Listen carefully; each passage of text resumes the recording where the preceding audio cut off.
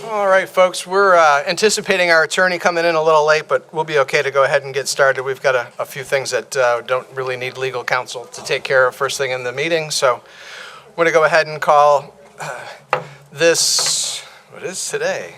June 17th, 2024, Granville County Board of Commissioners meeting to order, and our first order of business will be the invocation and pledge by our Vice Chairman, Commissioner Jimmy Gooch. If you will, please join me in prayer. Our Heavenly Father, we thank Thee for all the many blessings You've given us. We thank Thee for this ability to assemble here tonight. We ask Your blessings on each and every one here. We hope that we can conduct business for the county, for Granville County, in a way that's pleasing to Your eye. Thank You, Lord, for all You've done for us. In Jesus' name, amen. And if you will, join me in the Pledge of Allegiance.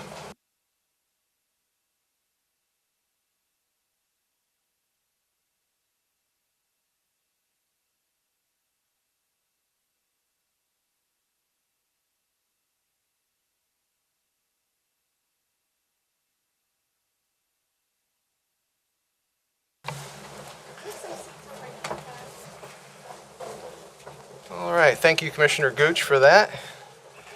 Our next item of business is our consent agenda. Commissioners, you've had the opportunity to review these. We do have a walk-in item this evening, which is a budget amendment number 13 that we're going to be adding to that. So it'll be the 9.5 on the consent agenda. Is there any pleasure on the consent agenda? Mr. Chairman, I move that we approve the consent agenda as presented. Second. We've got a motion by Commissioner Rob Williford, seconded by Commissioner Zelotes J. to approve the consent agenda.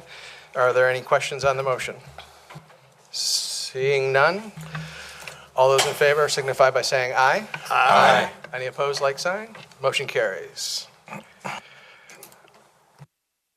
Our next item is introductions, resignations, and proclamations, and we have got a bunch, as you can see, a full house here tonight. We appreciate all of you coming out. Our first one will be presented by Commissioner Rush May. It's a proclamation honoring Keisha Buschmeyer Brown. The floor is yours, Mr. May. Thank you, Mr. Chair. Ms. Brown?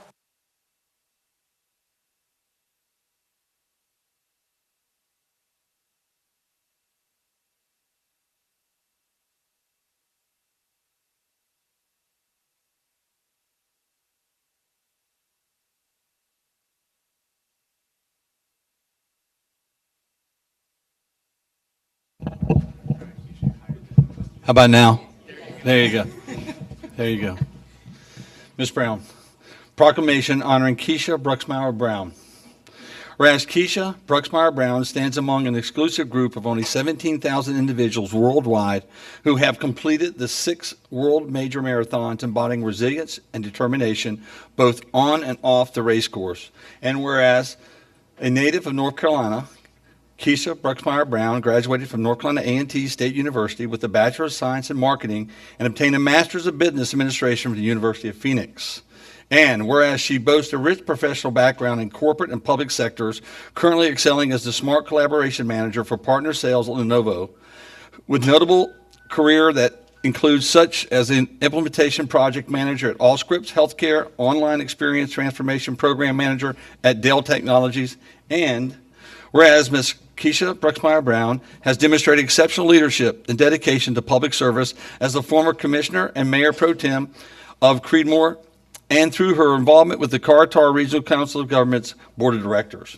And whereas her passion for fitness and wellness, inspired by her personal journey with sarcoidosis, has driven her to complete all 6 Abbott World Major Marathons while raising over $18,000 for such race and support organizations such as the New York Road Runners Teams for Kids, American Cancer Society, HelpAge, Sports Legacy, Smile Team, and Keisha Bruxmeyer Brown initiated the Creedmoor Cruisers, a beginner walk-run group that successfully transitioned to a virtual strength training boot camp during COVID, fostering supportive and healthy community environment for 4 years. And whereas her journey with sarcoidosis, an inflammatory disease that can affect multiple organs, particularly the lungs, has shown her resilience in the face of significant health challenges, and her determination to continue running marathons serves as an inspiration to many. And Whereas Ms. Keisha Bruxmeyer Brown, we said that a number of times, haven't we? Yeah. Commitment to fitness, philanthropy, community, and well-being transcends her personal achievements and reflects her desire to make a significant difference in the lives of others. Therefore, it's proclaimed that the Granville County Board of Commissioners hereby honors and commends Keisha Bruxmeyer Brown for outstanding achievements, leadership, dedication to community, and expressing a heartfelt gratitude for her exemplary service and wishing her continued success in her future endeavors. Thank you, Russ. Thanks, Anna.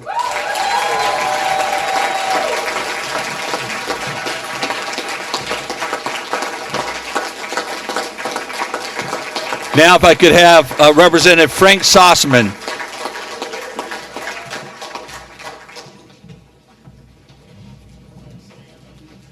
Keisha, I'm so impressed with you and the great things you have accomplished and will continue to accomplish. And it seems like it runs in the blood of your family because there are so many others of like mind. This certificate of congratulations is awarded to Keisha Bruxmeyer Brown. Ooh, hear that name again. Your determination and resiliency are beyond exemplary. Not only have you completed 6 world major marathons, but you have proven that sarcoidosis does not define you. It's presented to you from the state of North Carolina by your representative, Frank Sossaman.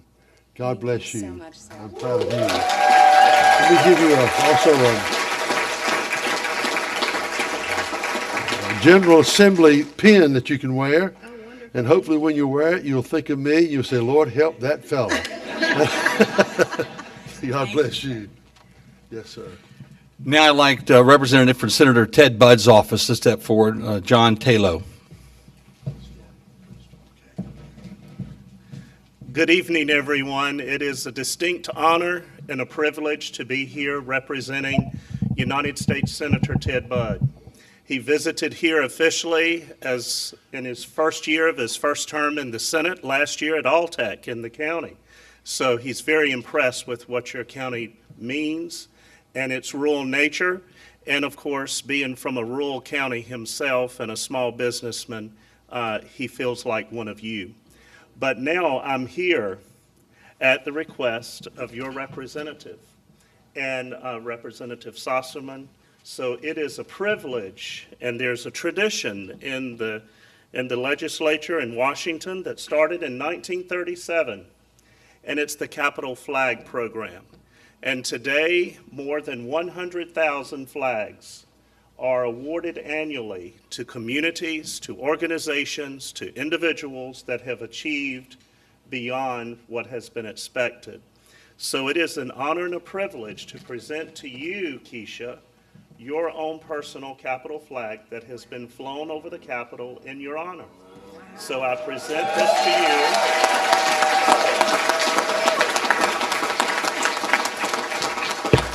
And there's an accompanying certificate. It states, the flag of the United States of America presented to Keisha Bruxmeyer Brown in recognition of completing 6 world marathons. Ted Budd, United States Senator. Thank you so So that's the certificate.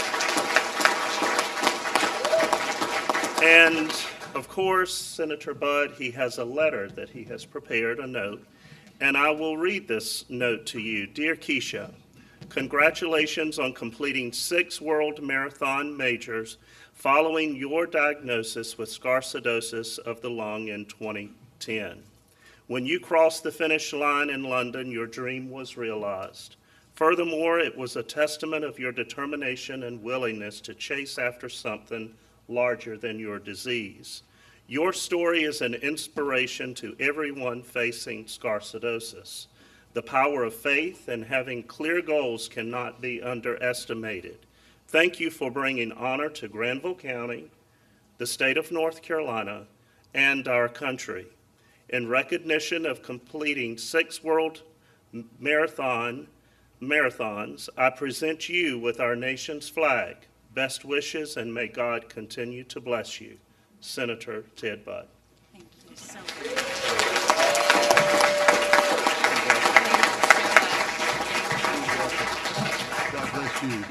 bless you. You're welcome.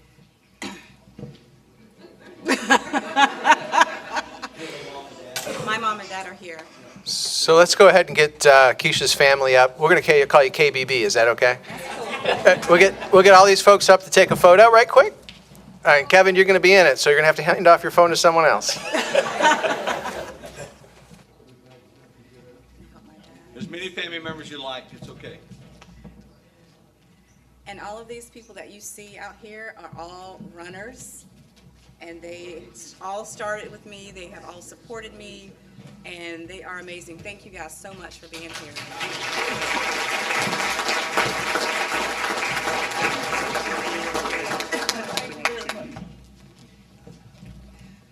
Oh, wow. Here, can I have one?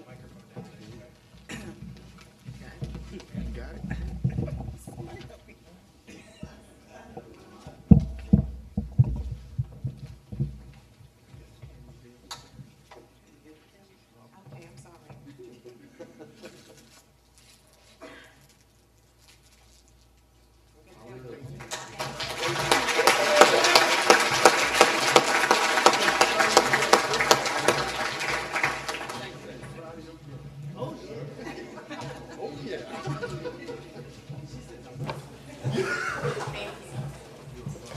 Hey, you guys can't leave.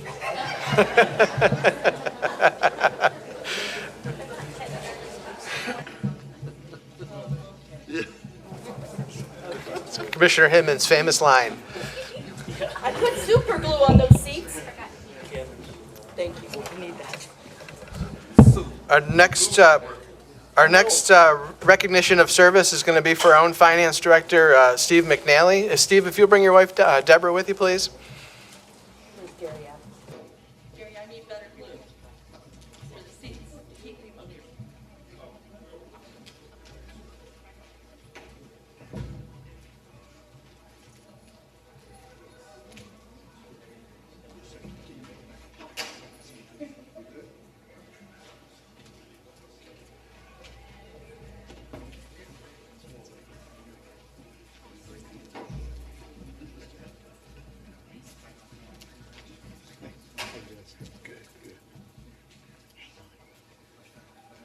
Steve, step up a little bit.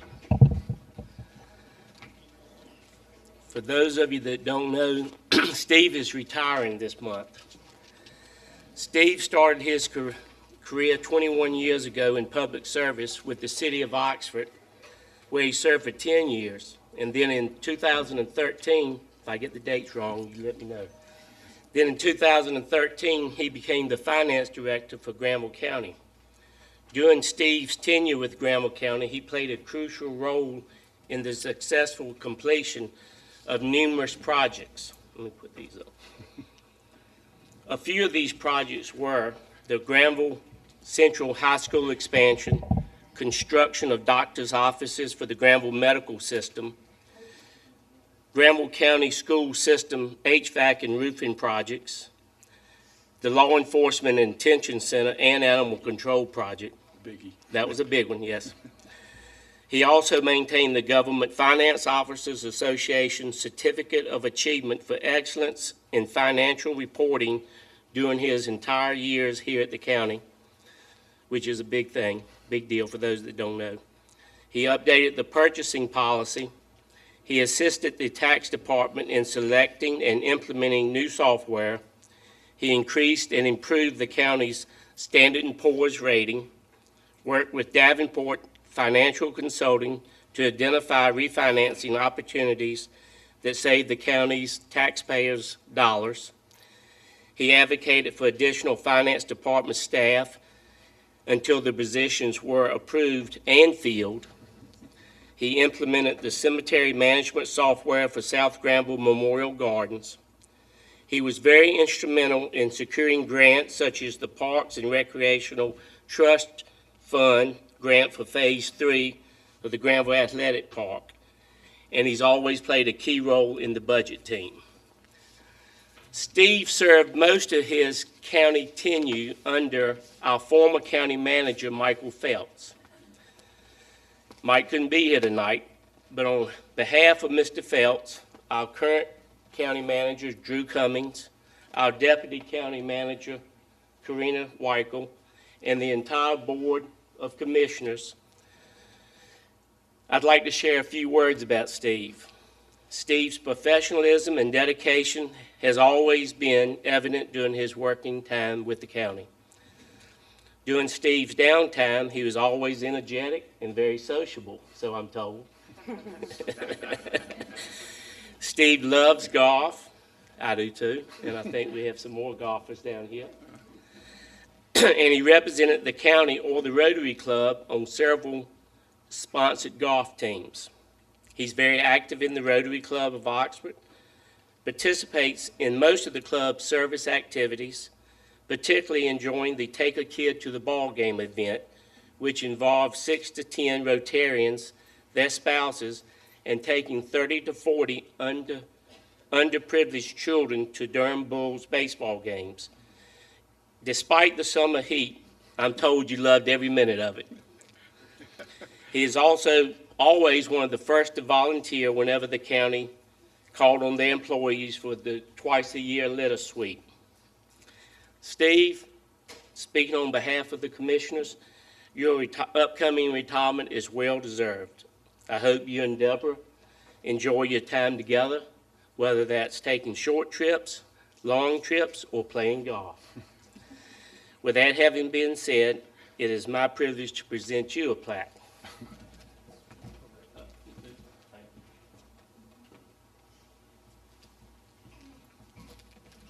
Never step up here, Luke.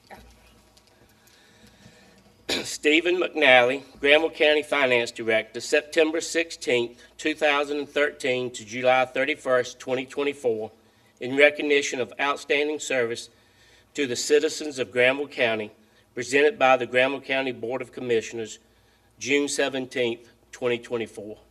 Thank you so much. Thank you. Appreciate it. You did a lot of research. Yeah, You did a lot of we had a little research. help. We had a little help. Can I say a few words? Yeah, absolutely. Okay. It's your absolutely. Okay. I just want to be brief, but want to thank a few people here. First, I want to thank the board for being so good to work with over the years. I felt like, over the years, you've always put the county's interests first before your own personal interests, and you've been a good group to work with. I appreciate it. Also want to appreciate our administrative staff. They've created a lot of new initiatives over the last couple of years. I think they'll be very beneficial in the long run. Like Drew with the development of the CIP plan, I think that's going to be a good roadmap for the county to follow over the years. I'm glad you got that implemented. And Karina, with all her projects, she's done a bunch, and she's done a great job with the budget, and kudos to her. I also want to thank Jim. It's been good to work with.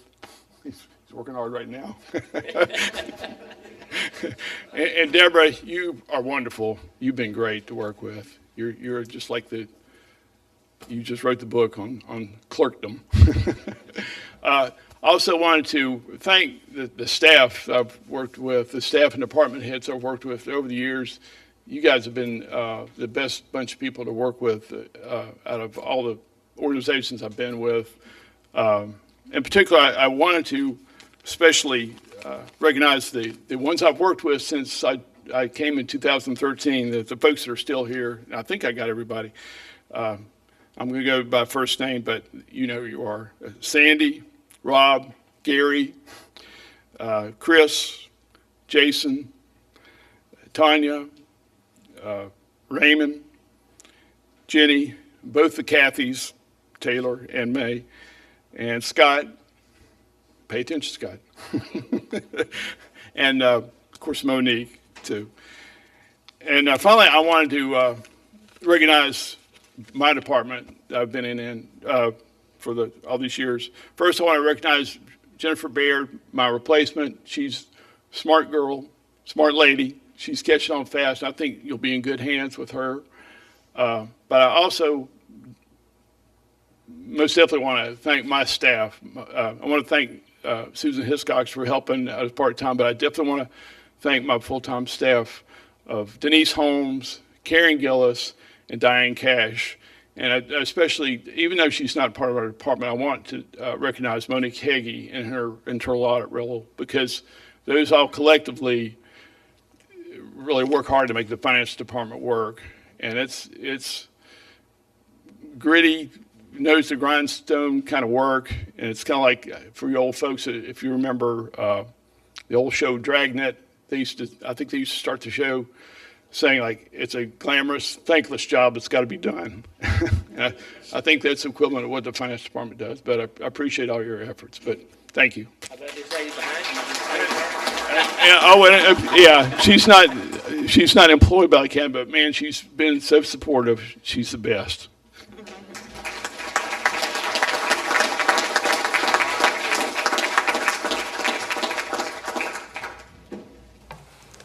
Our next resignation will be Deborah Weary, clerk to the board. And if you'll bring Randy up with you, that'd be great.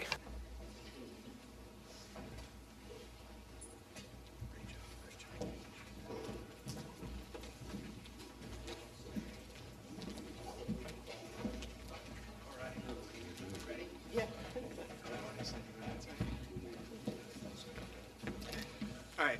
Deborah loves to be in the limelight, so I've got a 45-minute speech prepared. She doesn't. That's the good thing about Deborah. Though she is the face of the County Board of Commissioners, she is behind us 100%. And she does not like to be where she is right now. So we're going to make this short and sweet, because Deborah is the sweetest lady we've ever had here, working in my tenure anyways. So I have a plaque here. It says, Deborah Weary, Granville County Clerk to the Board, Executive Assistant, from January 1st, 2010 to July 31st, 2024, in recognition of the outstanding service to the citizens of Granville County, presented by the Granville County Board of Commissioners this day, June 17th, 2024. So that is not Deborah's tenure with the county. She's been here kicking around these halls for quite some time, but she's been the clerk to the board, and that's what we're here to celebrate tonight. I'm going to give my cohorts an opportunity to give you some praise, but first I wanted to bring up Representative Frank Salzman. You'd be in charge of holding that. Okay. Thank you. Well, this certificate of appreciation is awarded to Deborah Weary in sincere appreciation for 25 years of service to Granville County, North Carolina.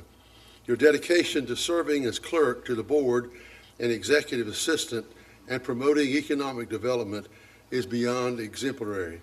Your accomplishments and personal integrity have made Granville County a better place to live and work.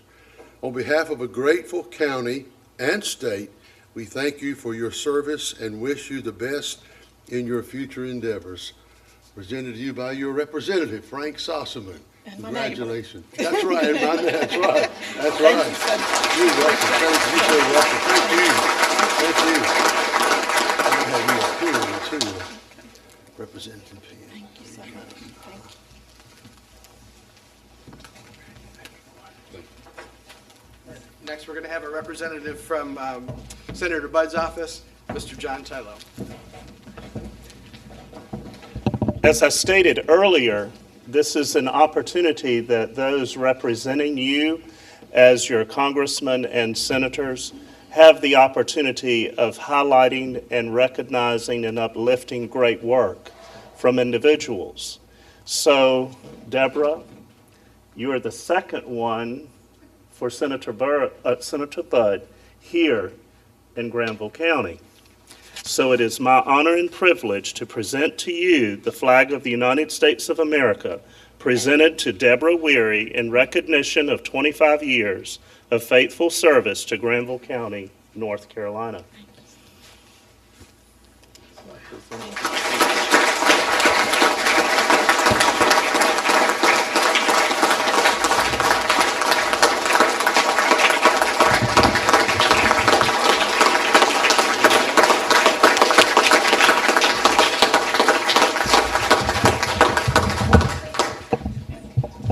I have the privilege of reading this letter from Senator Budd to Deborah. It states, Dear Deborah, congratulations on your retirement from Granville County. Your service as clerk to the board and executive assistant for 14 years Executive Assistant to the Granville County Economic Development Commission for 6 years, and Receptionist and Bookkeeper with Granville County School System for 5 years, has marked many significant milestones. The residents of Granville County are the beneficiaries of your hard work and dedication, and as a result of your legacy, the county is well-positioned to thrive into the future. In recognition of 25 years of faithful service to Granville County, I present to you our nation's flag. Best wishes, and may God continue to bless you. Sincerely, Ted Budd, United States Senator.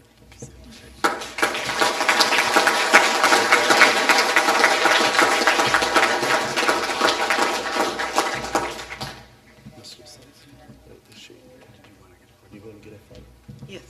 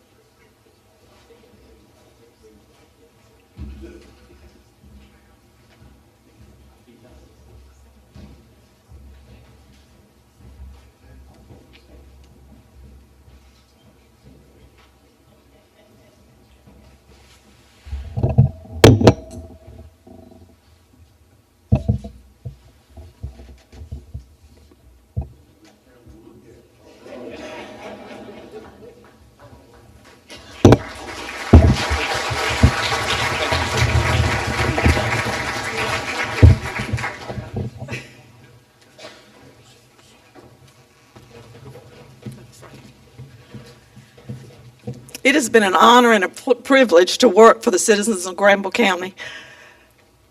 You all are like family to me, the commissioners and the department heads. I don't know if I could call you, Steve did a great job. But everybody out here, I love you all just like family, the guys, the girls I work with, and I've enjoyed working with Drew Cummings and Karina and Mike Feltz and Brian Alligood and those that came before him. And I just am appreciative of my husband and my mom and my dad, my brother, my parents, my grandchildren, everyone who's sacrificed a lot for me to be at work a lot of times and me doing other things. But it's time for me to spend some time with them and take care of my parents and all these grandbabies. And but I've been blessed with a good job that, you know, a lot of times the most important things to me were just helping a citizen find out an answer to a simple question that sometimes they just didn't know who to turn to or who to talk to. But I love you all that I've worked with, and I've enjoyed my tenure with you all. Thank you. One last thing.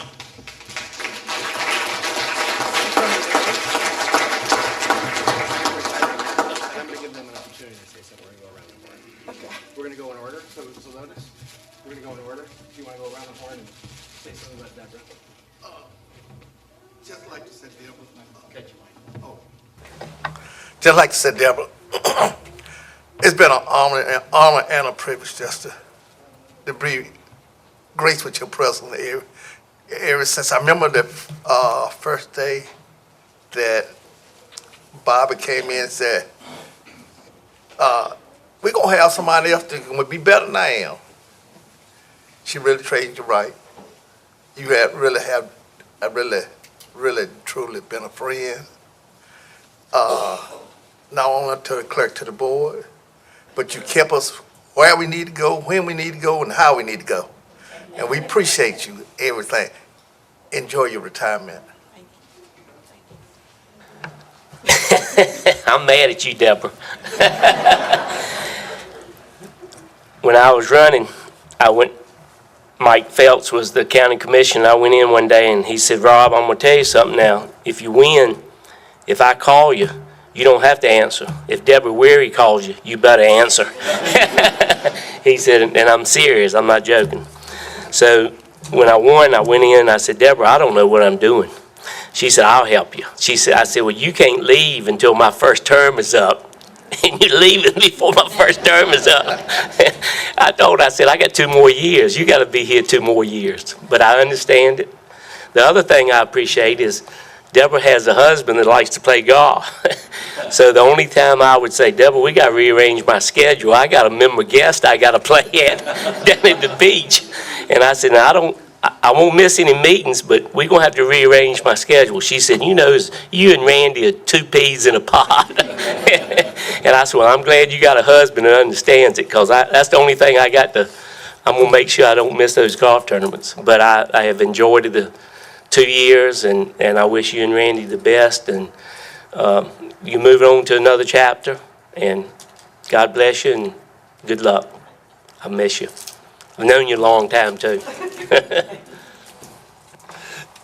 Yeah, when I was appointed to fill out Edgar's term in 2020, I thought Deborah looked at me as being very special because she looked after me. She made sure I had my schedule. She told me where I needed to be and when and what I needed to do.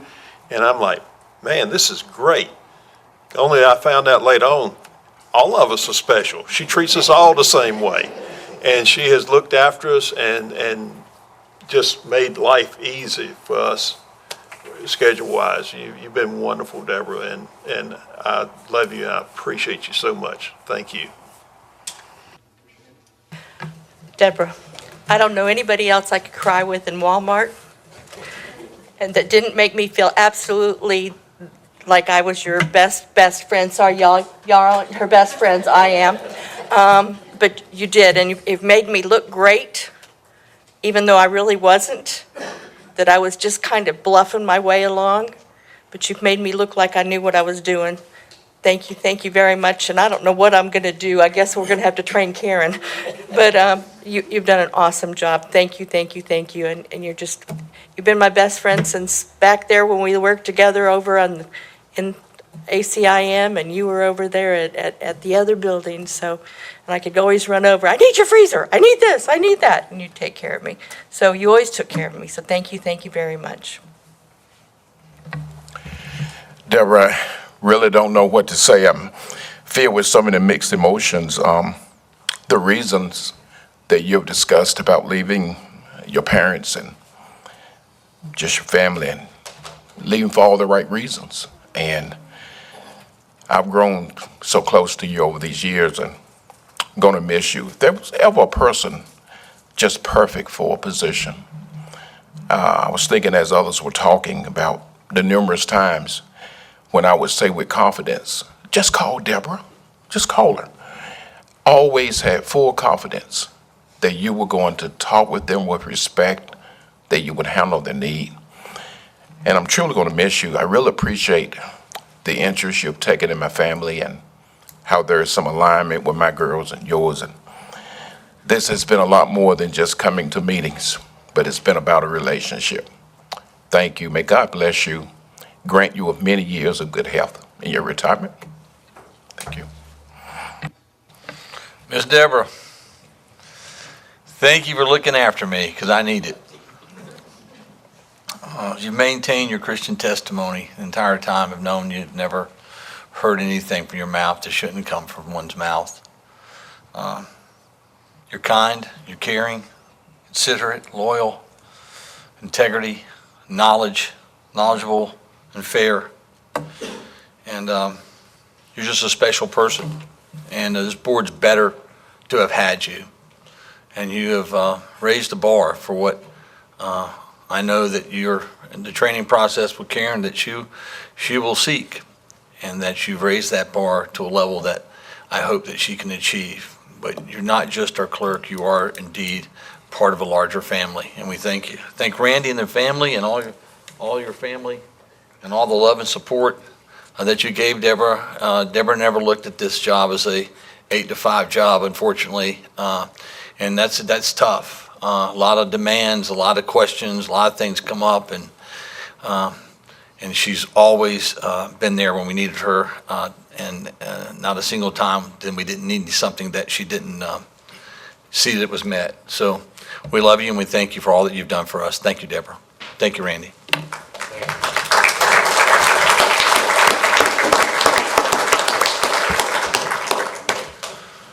Well, Deborah was taking care of commissioners and citizens and employees long before I got here.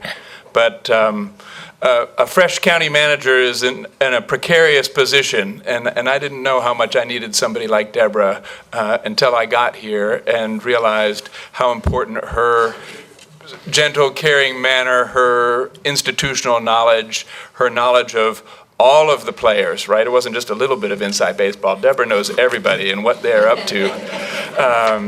And she's also very protective of this organization and this community, and we need that, and more than I think we can express. And there are any number of crises that I think this organization would have suffered more from had it not been for that protective spirit on her part.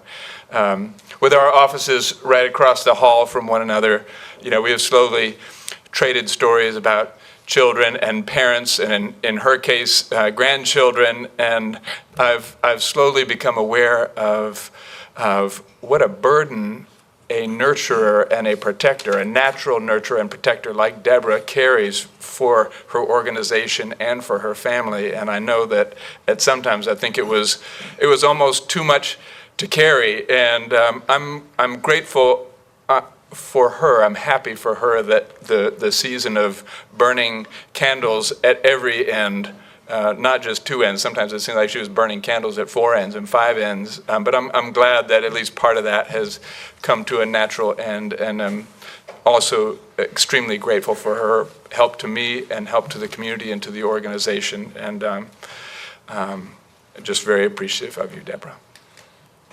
Thank you, Deborah. You've kept me straight like you have the others. I'll have to say the two of the most professional people I've ever worked with are you and Bobby Wilson. You've both of the two of you together over the last, I don't know how many years before I started, have kept the county straight, and you continued Bobby's legacy, and it's just been a great service. So we appreciate everything you've done.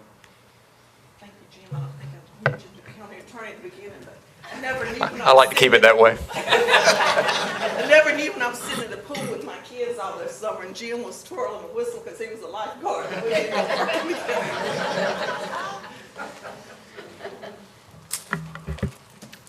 My turn, Deborah. Few people know what it takes to be a clerk and to do the job well.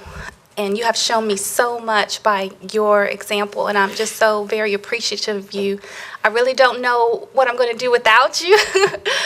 I'm not really looking forward to finding out, but I wish you so much, all the happiness and so many blessings. You truly deserve it. You are one of a kind, and I really don't know if I'm going to be able to step into those shoes as quickly and as strongly as I might want to, because you've just set the bar so high. But I will do my very best, and I really want to make you proud, and I want you to feel like I have helped to maintain what a clerk should do and what a clerk should be for this county. I have full confidence you can. You'll do great. Thank you.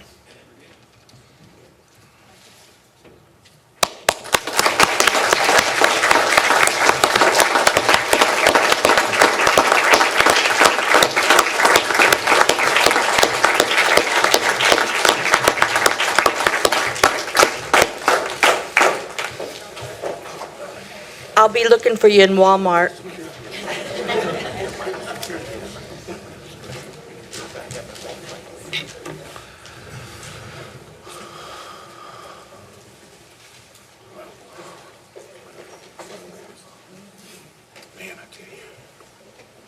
Our next item is a special recognition. It's only lots of recognitions this evening, and we'll allow the Weary family and folks to shuffle out right quick. You don't have to stay for our meeting if you don't like to, including Deborah. Deborah, you have a great night. We'll see you down the road. Gary, I need better glue. Yeah, that got to one of the.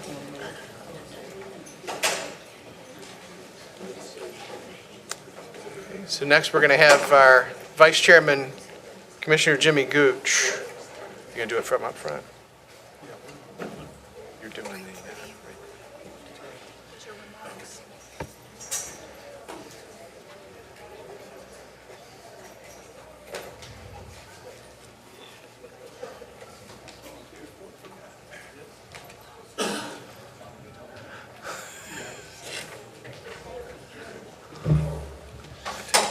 It's hard to find a poem tonight.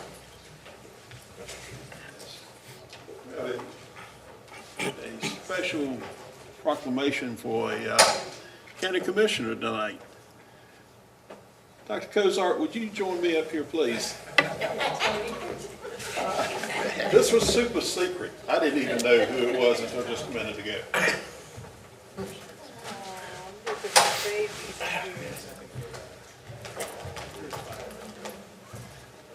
Jackie? Jackie, why don't you come up? Come on down, Jackie.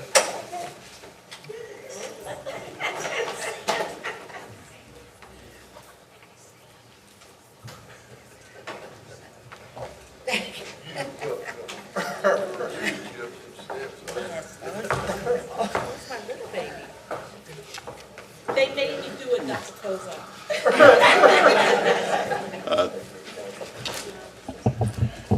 Dr. Cozart has kind of took me under his wing from day one. He's mentored me. He's offered advice.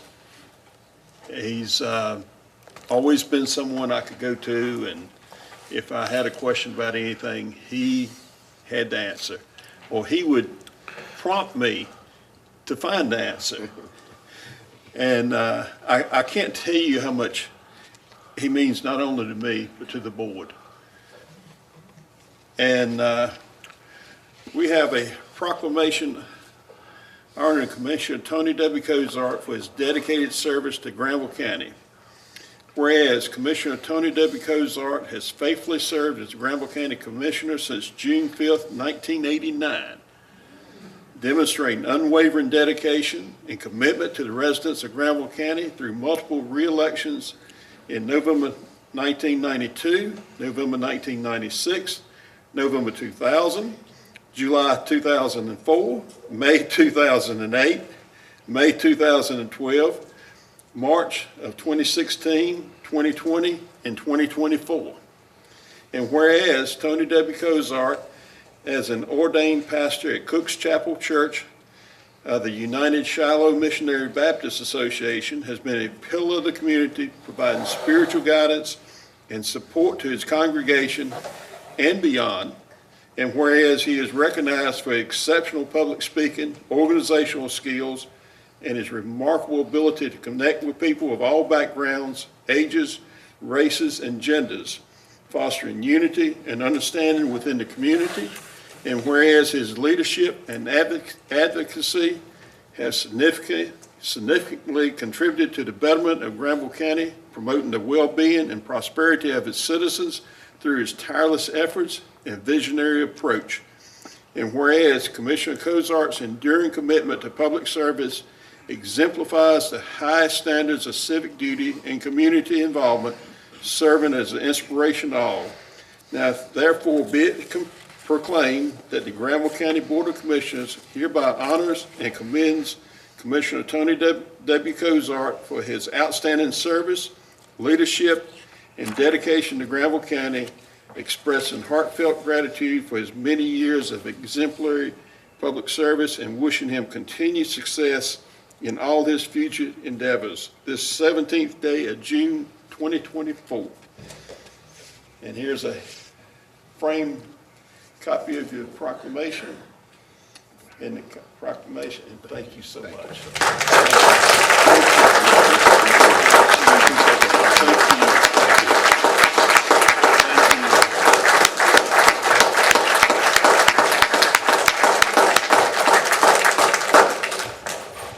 Let me say thank you so much. I feel so blessed, feel so fortunate.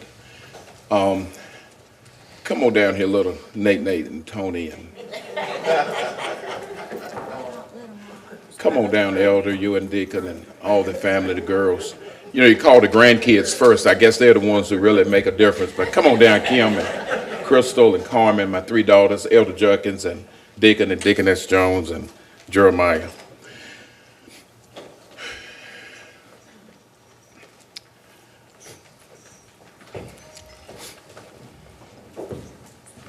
When I pulled up tonight, I really didn't know Representative Sossaman. It was hard to find a park. And I had looked at my agenda and I saw where we were recognizing several people. And that's where they just said Deborah and everybody. So I was so happy just to come and be a part. But let me just thank you for this recognition. I want to thank my family for realizing that the many hours that I'll be gone doing this and doing that. I'm so grateful to them and just so grateful to have my family there with me and just about everything we do when we go on conferences. And the Cook's Chapel church family has been so wonderful to me for 20 years. And I just feel like it's just, my village is so big, so wide. And I've been so fortunate to have so many people behind me. These other 6 commissioners here, who, along with Deborah and the staff, you all don't know, we spend so many hours together. At the past state conference, I haven't said anything about this since I came back home, but I had an election for second vice president of the state association. The reason you didn't hear anything about it is because I lost. But that's not what I took from that. What I took from that was 6 people who, in their own way, each and every one of them, went out and they were advocating my campaign all around that hotel and everything. And it just reminded me of the special bond that we have. And that's really just one example. And I just want to say to all of you, it's been a pleasure serving the people of Granville County. And I'm so thankful, and I have to recall my parents. My dad was a sharecropper, but he always wanted something better for his children. And I've had a lot of good people in my path. And I'm grateful for every blessing that God has given me. So thank you so much, my colleagues, for this recognition. I'm so grateful. God bless you.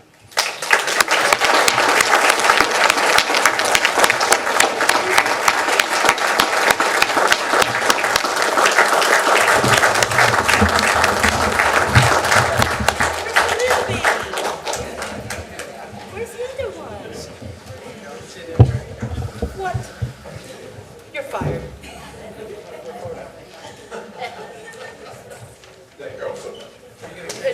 Tony, they want a picture. Carrie's standing up there. We need to take a picture with him. We all need to take a picture with him.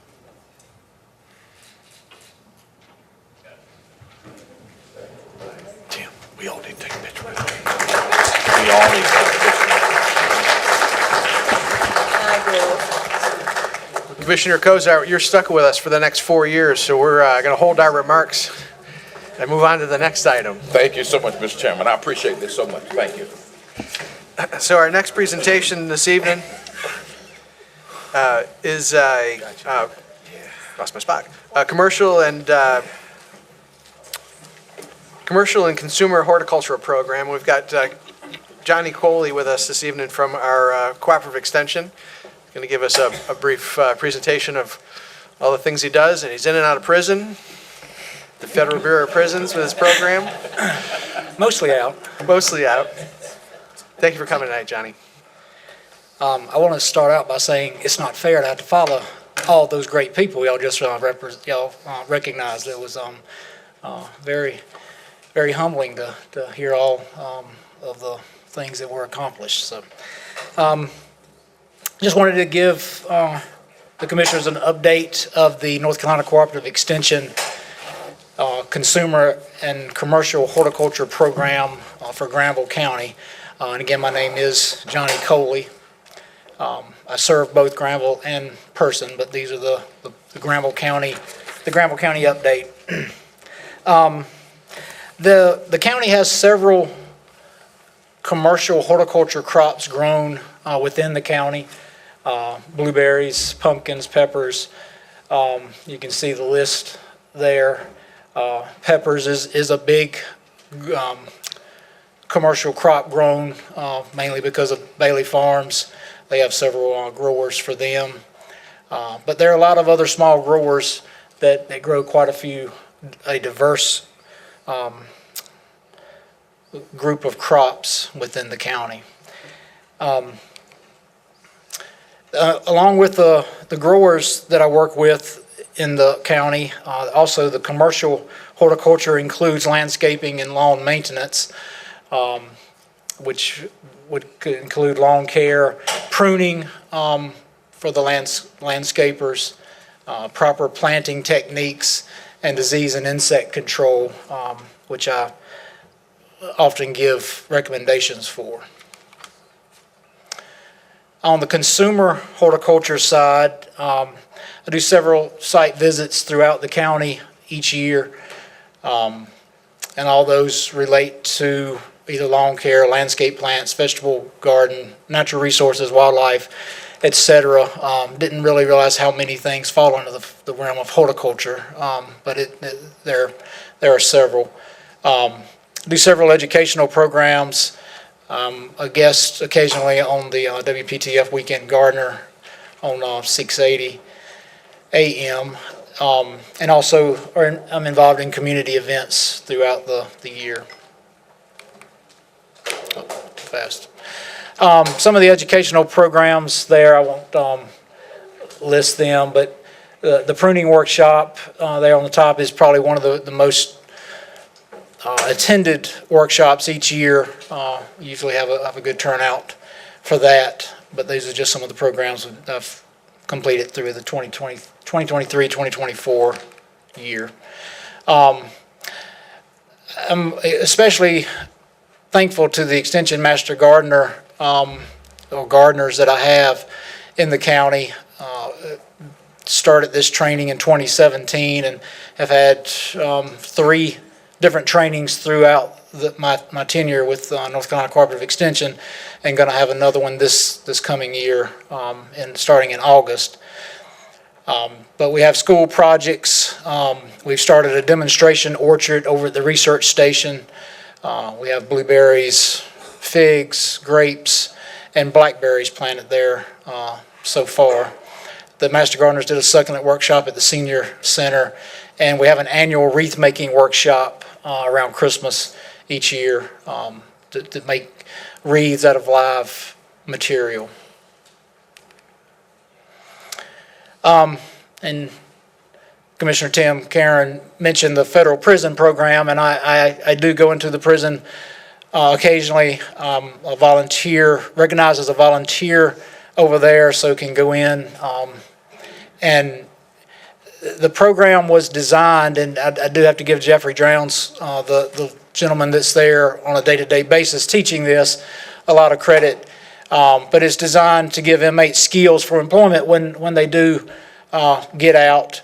And through the program, over 30 inmates so far have received training, and that has increased since I actually made this this slide presentation. I had 2 presented this past week, but they've established a community garden within the program, within the prison, and the proceeds of that garden goes to the ACIM. And as over the last 3 years, we've given over, they have grown 3,000 pounds of produce for the ACIM, which is, I think, very commendable for that program. If anybody has any questions, comments, or slight rebuttal. Johnny, you did forget one thing. Your Master Gardeners have come over and planted my garden to show the people that come and get food from ACIM that they can help feed themselves. Yes, so thank you for that. Thank you. Yes. Thank you. We appreciate you being here, and thanks for your work with Cooperative Extension. Next, we'll have a presentation on farmland loss and prevention, and we've got our agricultural animal science agent, Kim Woods, with us here this evening for an update on farm loss statistics and prevention methods. Thank you for coming out tonight.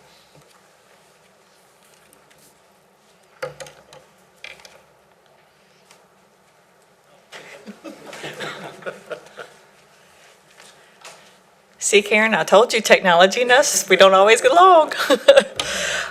Good evening, Commissioners. I appreciate the opportunity to be here with you guys tonight. I think I am here basically because of requests from Mr. Cummings made to our County Extension Director, previous County Extension Director, Teresa Puryear. She has, unfortunately for us, moved on. Fortunately for the Boys and Girls Club, but so I am stepping in to try and provide this information to you guys this evening. So this is just a snapshot of some numbers for Granville County and Granville County agriculture. You can see there the total number of acres that we have in the county as a whole, how many farms are listed in the county, and all this comes from the 2022 Ag Census numbers. We have there the number of acres that are in farms, and then it's broken down into croplands, so those acres that are maybe growing tobacco, corn, soybeans, wheat, those kinds of things. Pasture land, which would be kind of where I come in with the livestock world, cattle, horses, goats, and sheep. Woodland, so those forested acres that are out there, and then we also have a category for other. So I know if the slides printed off for you like they did for me, these numbers are kind of hard to see, but these are just some demographics from that census. And so we have just shy of 62% of the Granville County farmers are male. The other are female, of course. And then we've got the age listed there for the farmers. And got to put my glasses on so I can see the numbers.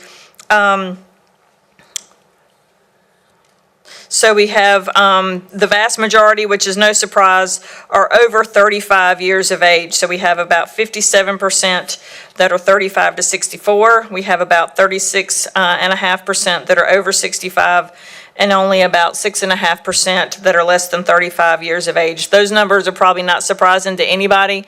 Most everybody knows that our agricultural population and farmers are aging. Oh, wow, how'd you do that? That's cool. So I don't know technology. Okay, so now moving on to more demographics. Again, probably not a surprise, but with this graph, it's indicating that 94% of the Granville County agricultural producers are white, 4.7% are black or African American. We have 0.3% that indicate American Indian, and then 0.5% that indicate more than one race. So again, all those numbers come from the 2022 National Ag Census. And so just to recap some of those numbers, so from the USDA census, which covers from 2017 to 2022, so just a 5-year period, we have a loss of 13% of farms. We have a loss of 18% in farm acreage, which is approximately 20,000 acres over those 5 years, which boils down to 4,500 acres lost per year in farmland. The American Farmland Trust, which I'll explain in just a minute who they are, did a similar survey or projection over 26 years, from 2016 to 2040. So over that 26-year period, they estimated that we would lose in Granville County 21,500 acres to runaway sprawl, which makes that an annual rate of loss at approximately 900 acres per year. But the comparison between what they projected and what we've actually lost in just those 5 years, the actual rate of farmland loss is about 5 times greater. Not a number we really want to be higher. So the American Farmland Trust is an organization that seeks to conserve farmland. Back in the 70s, they brought together farmers and environmentalists, because even though those two sometimes seem at odds with each other, actually kind of a lot of times want the same things. And so through this, the American Farmland Trust, they seek to reduce soil erosion, improve water quality, and improve soil health. So they do a lot of things to try and figure out how much farmland is being lost across the whole country, and maybe come up with some ideas of how to protect that farmland. So again, just a snapshot of some numbers. I won't go through these. You guys have that in your slides there, but just some numbers again of how much farmland we're losing in Granville County. And I know this is a little bit hard to see as well, but basically it's looking at North Carolina on the left-hand side, Granville County on the right-hand side. The red little slivers are urban or highly developed land, whereas the orange colored is kind of low density residential. So think subdivisions or like 10, 12, 15 acre tracts, little ranchettes if you want to call them that. And again, this is the American Farmland Trust estimation of how much land is going to be lost, again, from the years of 2016 through 2040. The problem with this is that in Granville County, it is estimated that we're going to lose about 72% of that farmland, of that land that's lost. 72% is going to be highly productive farmland. It's going to be our best land that's used to grow the crops that we eat, the food that we need to have to survive, the peppers that Bailey's Farms produces that we all go to the grocery store and buy. That's the land that we're losing, because a lot of times that's the land that's most highly sought after by developers. So if you want to look at some of this ag census information in a little bit more detail, there's the link there, or the QR code, so you can go delve into that a little bit more in depth if you like. So what are some ways that we can think about preserving farmland? I just threw up a real quick list. There are people in this country a whole lot smarter than me that can still not come up with great ways to preserve farmland while trying to meet all the other demands that we have in counties. And I do not envy you guys in the positions that y'all have to try and meet all of those needs and asks that come at you from all different sides. I'm passionate about agriculture, so to me that's the most important thing. But there are lots of other people out here that are equally passionate about their particular topic. And sometimes those work together, sometimes they don't. So here's just a quick list. Present use value, keeping that in place will be important. The voluntary ag districts, which I'm going to roll into that in the next presentation. Conservation easements, planning with agriculture in mind, and maybe think about some ways that we can enhance markets so that farmers that are growing various crops and products can get the highest dollar for those products. I did a couple of other quick searches today trying to prepare for tonight. So one thing that some folks have talked about is what's called smart growth, or maybe compact growth. So reduce sprawling subdivisions that take up multiple acres and have people on smaller lots, and reduce large lot development so that we can still have people move into the area, but they don't take up as much of that prime farmland. Maybe mitigation for conversion, so as people take farmland out of practice, they have to do something to make up for that somewhere else. If there's county and municipal land that's owned, is there any way that can be available for use for people to farm? If they don't have farmland themselves, maybe some sort of lease agreement can be made. And along those same lines, maybe make some matches between people who are looking to grow agricultural products but don't have the farmland to do that, and match them up with people who have farmland and maybe no longer are able to farm it themselves. They don't have that next generation that's interested. So kind of make that match to help both of those groups of people. I didn't put it in the slide. Again, sometimes I'm kind of last minute, so I thought about this today and wanted to pull these numbers out. So there's a cost of community services study. I'm sure y'all have seen this. These numbers are a little bit old. They are from 2016, but in average, across the country, for an average, ag land requires 37 cents of every dollar of tax revenue it generates. It requires 37 cents for services, fire, school, police, that kind of stuff.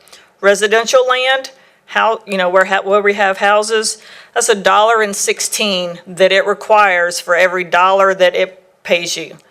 So, most everybody likes numbers. Numbers mean a lot. I'll leave you with that on that particular topic. Does anybody have any questions for me on this before we move into the voluntary ag district? Go ahead. We'll go ahead and roll right in. I do. You do have one? Okay. I do, Chairman, but what I'm going to do is wait till she completes her presentation, because they're all wrapped into one. Okay. So we'll move into the Voluntary Agricultural Advisory Board and your update on that. Okay. All right. Thank you very much. Technically, you guys know it as the Agricultural Advisory Board. I lovingly call it the VAD Board, the Voluntary Agricultural District Board. So I'll give you a quick update on what this board has been doing. So the main purpose of the VAD Board, again, what I call it, is to review and approve or not the applications that we receive from landowners in the county. And then we also can potentially advise I say we, but they, since they're on the board, they can potentially advise you on agricultural-related issues in the county. So if you needed some advice on something ag-related, they would be the first board that you should potentially seek for that advice. So just a little bit of back history, in case anybody's not 100% sure or have forgotten what this is. This is basically an agricultural land preservation program. It's one tool in the toolbox to keep ag land. It's completely voluntary. Nobody that owns agricultural land in the county is forced to sign up. You can sign up today, and in 2 years, if something changes and you want to take your land out, you write a letter and your land can come out of the program. So it's completely voluntary. Basically, it is a program that says that you're not going to put houses on your land. You're going to keep it in agricultural production, whether that's corn, tobacco, cattle, hay, peppers, blueberries, tomatoes, or forestry. Basically, you're keeping it in some sort of agricultural type commodity or production. This program was approved by you guys in 2017. I may have covered most of this. From the landowner perspective, I kind of like to think of it as a pride in agricultural program. People who get their enroll their property can then purchase a sign and put it out there on the road frontage so that as people are driving by, they can see that farm is in agricultural production. It can also potentially decrease the likelihood of legal disputes such as nuisance actions from neighbors. So a lot of landowners like that potential benefit from it. So here are the members of the ag community, the ag board. We have a representative from all 7 districts, so you can see those folks up there. We also have 4 ex officio members, representatives from Extension, Soil and Water, and Forestry also serve to assist those community leaders. Here is the sign. Hopefully you guys have seen that as you've been riding around the county. Landowners can purchase that sign for $25 to put, like I said, out there at the roadside if they'd like to do so. Currently, we have 15 landowners that have enrolled land in the program, 45 tracts or parcels, 2,443 acres have been enrolled in the program, and we have 4 parcels totaling 45 acres that are in the process of getting through all of it as we speak. The past focus for that board has been approving those parcels and again, just advertising the program so that as landowners move in or we have people that are not familiar with this program, they can become aware of it and maybe potentially enroll in it. The future focus, moving forward, continue those same objectives, and we do need to update our county voluntary ag district ordinance. A couple of changes need to be made due to state statute changes. One being the bona fide farm designation, what actually qualifies, and we also need to update how the record notice is handled through GIS and the Register of Deeds. So those are what we're going to be working on in the future. So just a couple things that the Ag Advisory Board and Extension is working on October 29th, we're going to be doing a Keeping the Farm workshop here at the Expo Center, and it's going to be information for landowners to learn about maybe some things that they can do, implement, start, whatever to maybe keep their land in farming if that's what they're wanting to do. So be on the lookout for information about that workshop coming up. And then we are also planning a legislative farm tour in conjunction with our Cooperative Extension Advisory Leadership Council. That is scheduled for August 7th, I believe. So it's going to be an opportunity to see agriculture in Granville County, learn some obstacles that these farmers are facing, and maybe discover some ways to support and overcome those obstacles that they're dealing with. So we're going to be going to some farms that morning and then coming back here for a panel discussion and lunch. And so I will be happy to try and answer any questions that anybody has. I do. Yes, Thanks sir. for coming. How are you tonight? I'm great. Hope you are well. Good. So a couple things.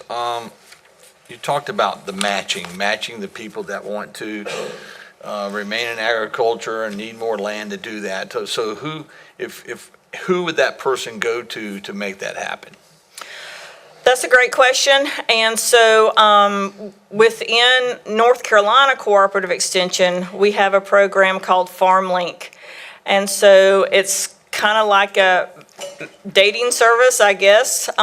So you, as a landowner, can go on that website and put in details about your land, where it is, in the state, what county it's in, how many acres you have, is it open, is it wooded, is it fenced, et cetera, et cetera. What are you hoping to find in terms of the person coming in to farm it?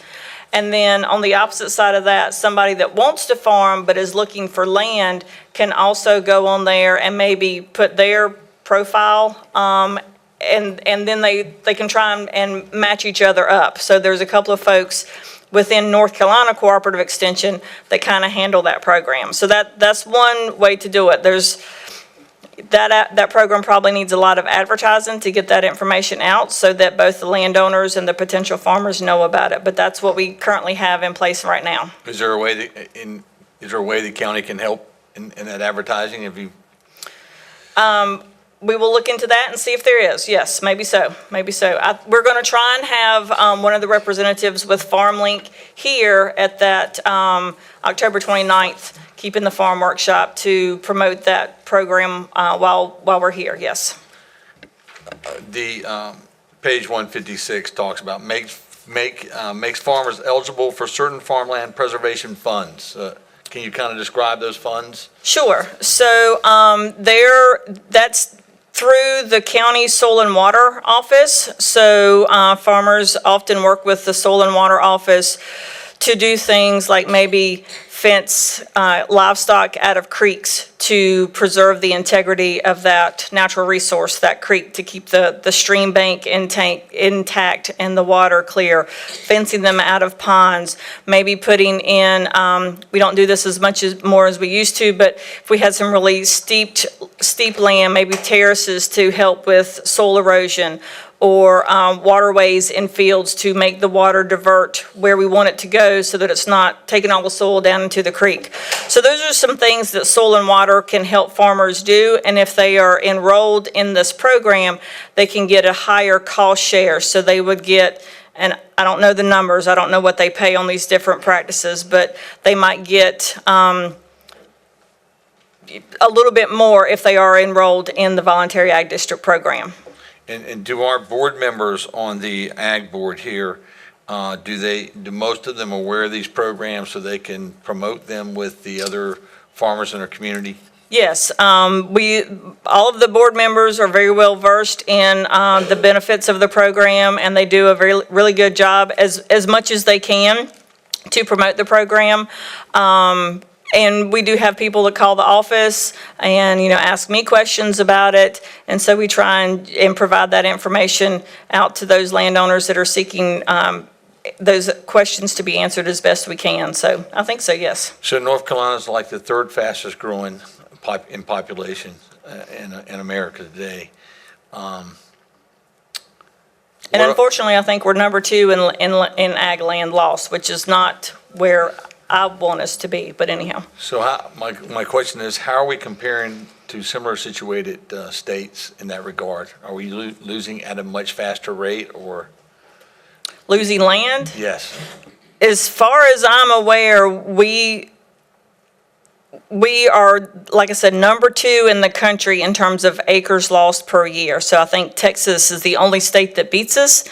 I don't know how much bigger Texas is than us, but they're quite a bit bigger. So they have, I don't want to say they have more land to lose, but they're starting with a bigger mass than we are. And so for us to be number 2 in the country when we're not number 2 in terms of size in the state size is not good. Okay, thank you, ma'am. Thank you. Any other questions from anybody? I want to thank Mr. Coley and Ms. Woods for presenting really interesting and important information tonight. I had forgotten that I had seen that farmland loss data and asked for the presentation on farmland loss, but it is so striking and is such an important part of this county's history that I thought it was important for us to kind of be face-to-face with that information and also learn a little bit more about the variety of efforts that are underway in our county and county-affiliated organizations to try to stem that a little bit. I'm really excited about that Keeping the Farm Day, which I hope we will, advertise as well as we possibly can, where all of the different resources and programs that maybe landowners and farmers can avail themselves of will be present. I also wanted to just take a brief minute to note the presence of our interim cooperative extension director, Mr. Bo Freeman. Will you wave a little bit, say hi to everybody? He is the Person County Cooperative Extension Director and has kindly agreed to help lead that function in Granville County in Ms. Puryear's absence. So we're glad to have him. I've met and chatted with him. He's a very talented, committed person, as are the rest of our staff, and I really appreciate them being here tonight.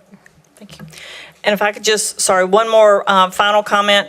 I would just say that this is a county problem, but it's also a state problem and a national problem. So hopefully Representative Sossaman can take some information back to Raleigh and pass that along to the other powers that be there. And I wish the representative from Senator Budd's office was still here, then maybe he could take that back to Washington, D.C. But it is something that I think everybody needs to be aware of because it is a problem on all those levels, and we all need to work together to try and hopefully curb the loss of farmland. Thank you. You mentioned the Steve Troxler, our commissioner, that's one of his number one goals, is to protect farmland across the state and not allow it to be swallowed up. And I'm working on an agriculture forum for Granville and Vance County to help highlight not only that, but a lot of people think that agriculture is only growing corn. They don't realize the vast categories of ag this and ag that, that I hope we can educate the two counties on agriculture.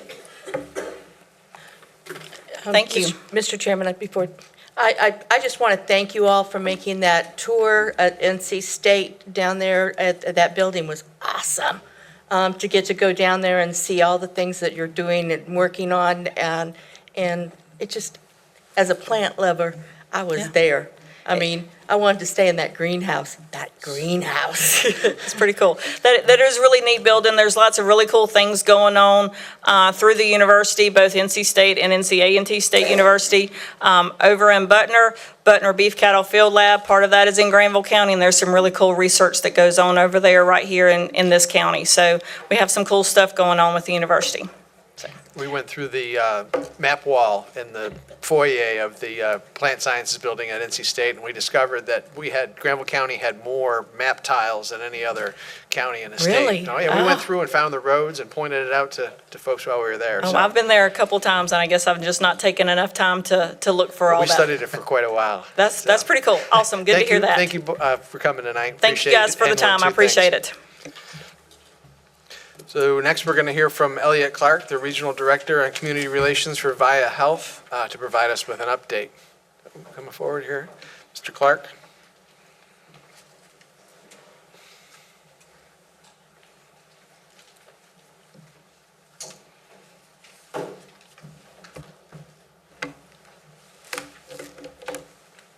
Good evening. Thank you so much. It's really an honor to be here in front of you, as it always is, but especially on a night like tonight when we've honored some really key people. And I just want to take 5 seconds of presenter privilege and echo some of the sentiment. Deborah, you've made me feel like one of the family since I got here about 9 years ago, and I just appreciate you so much. And the recognition for Commissioner Cozart couldn't be more warranted. So I come to you tonight. Again, my name's Elliot Clark with VIA Health. I come to you tonight for an update on some behavioral health services in the county. The presentation in front of you will give a summary of some statewide initiatives, some legislative updates around funding, a particular big change for us, which is going to be called the Tailored Plan, which goes live on July 1st. and then we'll share some local initiatives and some key data points on what things are looking like in the county. So again, a couple key things to just take away about VIA and what we do, what we're all about. We're a very specialty, community-driven health plan. Our niche is supporting folks with significant mental health issues, developmental disabilities, and substance use disorder services. We operate in 42 counties of the state. My particular area of focus is Vance, Granville, Franklin, and Person County. And really what we want as far as our mission is just to improve the lives of folks that are otherwise marginalized because of some of those conditions. We want to make sure that they receive whole care, whole person health, and that their needs are addressed outside of those margins. So a couple of key updates around Tailored Plan and just some recent investments.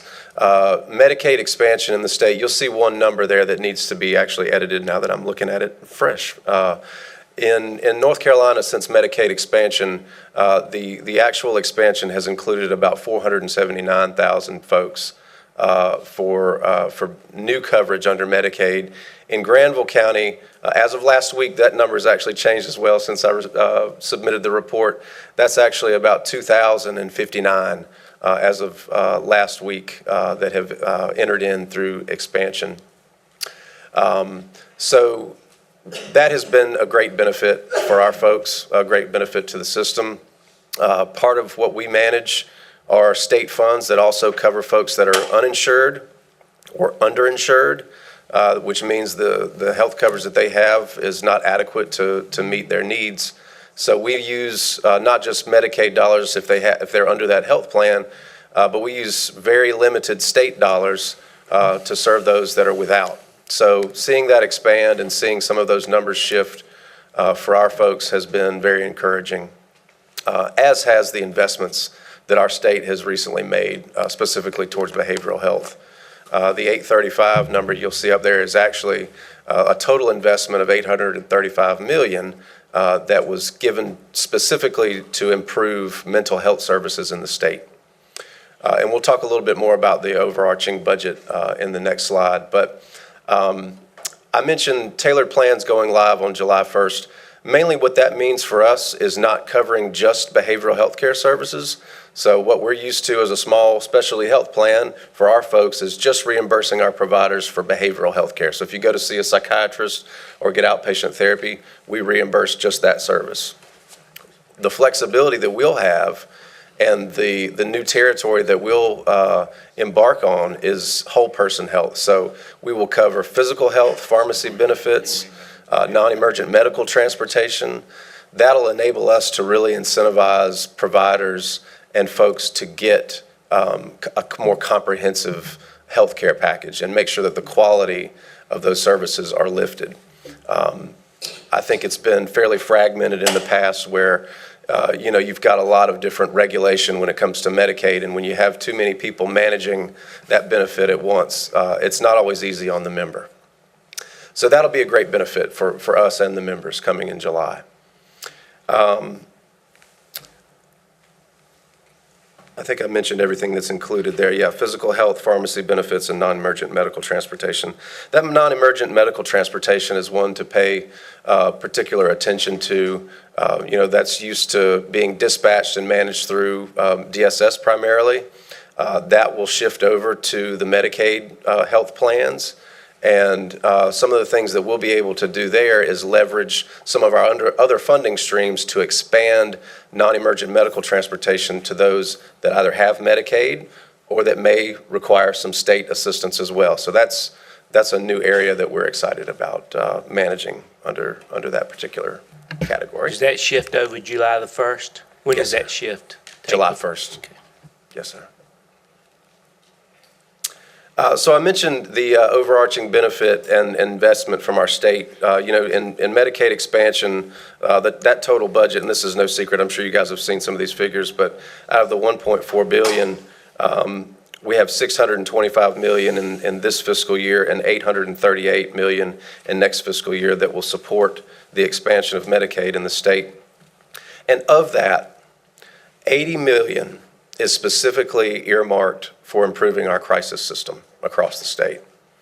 And that is very significant because that particular area of behavioral health care has been significantly underfunded in the years prior. I've been in this business for almost 20 years, and I've never seen an increase in our single stream state fund the way we have now. We've always seen a decrease in that fund. So that really puts a strain on our hospital systems. It puts a strain on our providers, our law enforcement, folks that reach these folks that are in crisis in the community that are experiencing behavioral health crisis. So out of that 80 million, we've approached the state. The state put out a request for proposal within that allocation for us to submit plans to increase in our capacity for crisis services in the county. And in our area, in our region in particular, we've invested some of that, not just in our new mobile crisis team, but in plans to lift up a new facility-based crisis center, 2 separate centers, one as a diversion center for adults, more of a comprehensive center that we've been without now for a little over a year, and another for children. The closest youth crisis center is in Raleigh, and many of our youth wind up being cared for in the custody of DSS. You've all heard about sleeping in DSS offices. Granville County is not immune to that, although I've been very pleased to see that there hasn't been as much of an instance of that recently. But, a lot of these youth find themselves and find themselves in situations where they're stuck in hospitals or emergency rooms that are not conducive and not beneficial for their health care. So we're investing some of that money to go towards those 2 particular programs. There's a lot to that I won't get into tonight around space. Our goal is to locate that centrally within the region in Henderson, but make sure that it's accessible for our resources here in Granville County. A few other areas of note that I'll mention for the tailored plan that'll give us some flexibilities are our value-added services. And I won't go through all of these in particular, but these essentially are areas where previously we weren't able to kind of help fund and incentivize. It could be anything from addressing maternal health needs like breast pumps and education for new mothers, vaccines to help with gift cards or access to vaccines, education, GED support, the cost of some of our members pursuing higher levels of education are things that we will be able to actually support folks with that we know are drivers of health. There's a lot of social drivers of health that we'll be able to have flexibility on supporting as a tailored plan in the new world coming in 2 weeks. A brief snapshot of our state. I know sometimes when you're hearing a lot about the different areas of Medicaid and who's managing what, it can get kind of confusing. And as of recent, as of March of this year, there were a couple of different changes within the local management entity and managed care organization geography that I wanted to reference. The blue that you see on the state is VIA. That's our territory, primarily and originally towards the western part of the state. But as you guys know, this region, and most recently Rockingham County. That's the new county that kind of drove us to illustrate this new map. There were also some consolidations in the eastern part of the state with East Point and Trillium and Sand Hills to create one region that covers the far eastern part through some of the Piedmont as well. So some areas of focus for us here, just to speak specifically about Granville County that we've been focused on, are continuing to improve our mobile crisis services. We have a team contracted with RHA Health that now employs 9 full-time mobile crisis clinicians, some of which live right here in the county. I hope some of our law enforcement can attest to maybe some improvements versus a couple of years ago when we had folks that were coming in from Raleigh and Durham and trying to support our folks here in the county. That was an area of need that we were keenly aware of very early on when VIA got involved in a change that we made. And as I mentioned, our diversion center is an area of focus for us. And within the next few months, we should have some updates around some potential space in Henderson that we've been working on. We had a building, 30,000 square foot space that we were presenting to the city of Henderson for a rezoning that was decided by that council to not put at risk and take off of the commercial market. But there's a couple of other properties that we're looking at that we feel like are going to be viable options that we'll be able to share. The next initiative that I'd like to share, I feel funny talking about this in front of you, is our Faith and Mental Health Initiative. Our representative, Mr. Sossaman here behind me, reached out to us, I guess it's been about 5 months ago now, as part of our drive towards doing a little bit more awareness and pulling together some forums around mental health, to take a look at how would we integrate and better equip our faith base, our churches, and our community to respond to what is still very much a mental health crisis. And not just educate them and orient them to what numbers to call and what you can do, but specifically train some of our churches around things like suicide prevention, suicide awareness, mental health first aid, some symptomology, what to look for, and who to call. Thank you. If those needs present, when those needs present in their churches. So we've partnered with his office, our Division of Mental Health, Developmental Disabilities, and Substance Use Services with the state through DHHS, Granville Vance Public Health, and our local area, some local area churches, to start this initiative of a certification and designation process to where they would become equipped to be able to respond and actually be a conduit to behavioral health in the community. Very excited about that, and commend him for his effort there and appreciate bringing VIA into that fold. VIA will actually offer some of those trainings to those churches at no cost and make sure that we can help equip them with what they need. Third thing that I'll mention as far as a local area focus is our service to the Opioid Advisory Committee. We've got a couple of areas of prospective programming and want to appreciate Sheriff Fountain for his focus on our population and improving some of the quality life of folks that wind up in your care, that struggle with addiction, that struggle with mental health services. Our role in that is to really just make sure that our providers, our resources can be best serving to the folks in your care, and that behavioral health, whenever you're going through recovery, behavioral change is a big part of it. So just making sure that we can support that effort. And also through Granville Health System, our post-overdose response team that we've been talking about in that particular committee is a great effort, and I think an easy win for this community. It's an area that we desperately need. We need a better conduit for our emergency personnel to link folks with treatment. I'll briefly highlight, we do a lot with Granville Vance Public Health. Some three key initiatives there are their participation within our community collaborative, of course. Want to appreciate them and want to appreciate Granville County Schools for their participation in that. We spent a lot of time in that Tri-County Collaborative focusing on how to improve services for our youth and families in the county.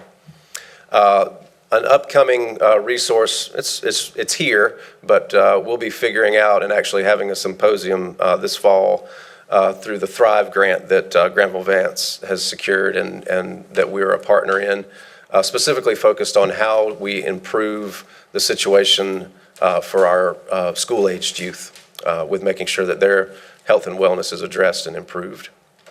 And then our Stepping Up initiative, which we've had live now in the county since 2015. A lot of good resources have been put in place through that initiative and want to appreciate all the folks that are involved in that initiative. VIA has been a part of that since day one and will continue that. And then very briefly, and you've heard me present on this in particular, but in March, we wrapped up our focus on our Pathways to Permanency project with DSS, and that focuses on enhancing some of the services that are available to youth in the child welfare system, in foster care. You heard me come earlier this year talking a little bit about the Child and Family Specialty Plan. We're patiently awaiting some of the state's decision around that as well. And being in the silent period, that's all I will say about that. But just appreciate the partnership with DSS. We've had a good partnership with them, especially with our embedded care manager that supports their office. Two areas of investment that I'll note recently, and this is just around kind of overall engagement in the community, but we've recently approved funding for two programs, one of which, and this is all through the Tri-County Community Collaborative, is for some of the summer resources and care packages that are being pushed out through Granville County Youth Leadership Council. They've got an initiative for our high school students focused around, and this is a national movement, an initiative around Our Minds Matter, but they've decided to create some care packages and specifically focus on education for mental health for our high school students. So we've granted an amount, I think it's $1,300, for adding some resources and some care packages for those high schools. So we're very excited about that. And also, just for this particular event is to serve all three of the counties, but it'll be located in Vance County. Youth Fest will be very similar as far as raising awareness around mental health for the youth. And then just a quick note, we've been heavily involved in some of the representative forums that Representative Sossaman has pushed out in the county, two mental health forums in the county, our forum around human trafficking, which actually yielded some good connectivity and resource with our Child Advocacy Center, and local law enforcement around improving some of our CIT training, possibly bringing in some of the training that NC Stop Human Trafficking will offer to be able to be offered to our law enforcement through CIT.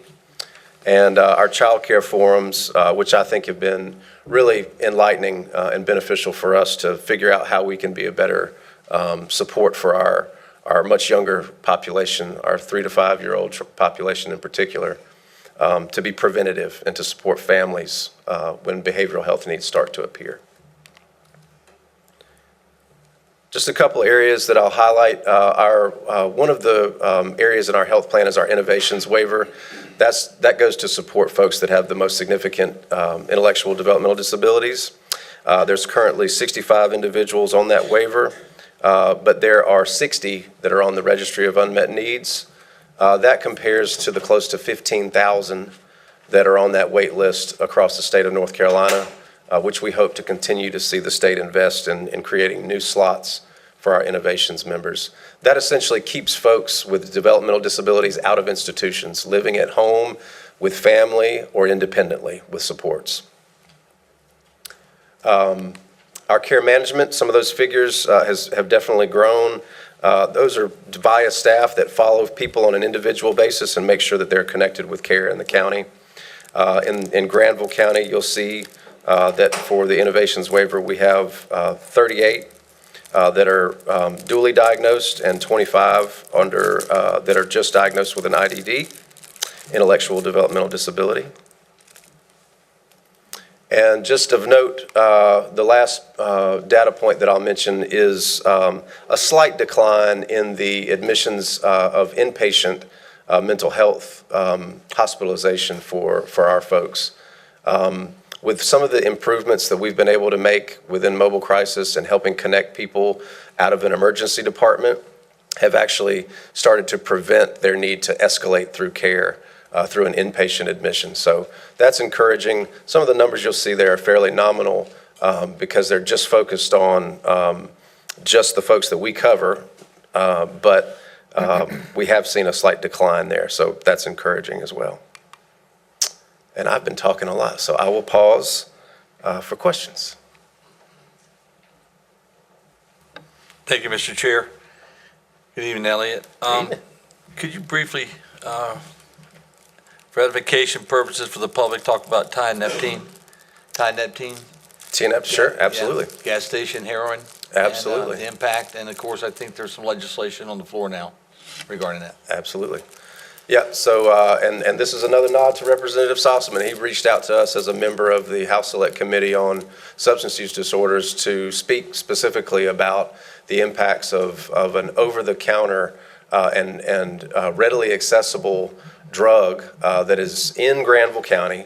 We've talked about this a little bit in our Opioid Advisory Council, but is tianeptine, gas station heroin, and I can actually bring back and recirculate some more detailed information about this and some images of what this actually looks like.